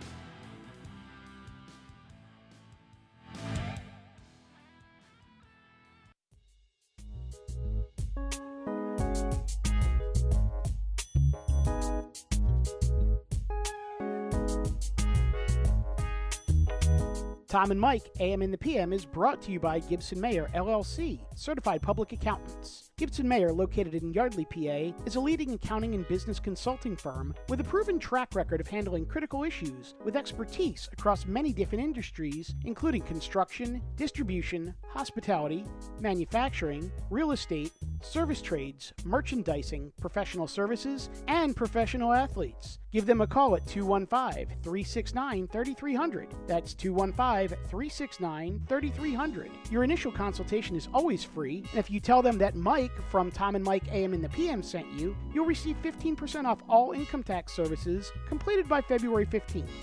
That's Gibson Mayer, LLC, certified public accountants. 215-369-3300. Or visit them on the web at www.gibsonmayer.com. That's www.gibsonmayer.com.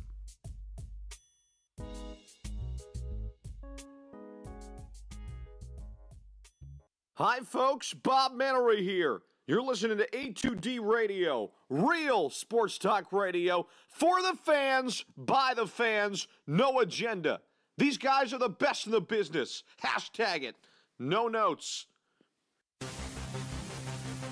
Welcome in to the worldwide leader of what? Real talk, A2Dradio.com.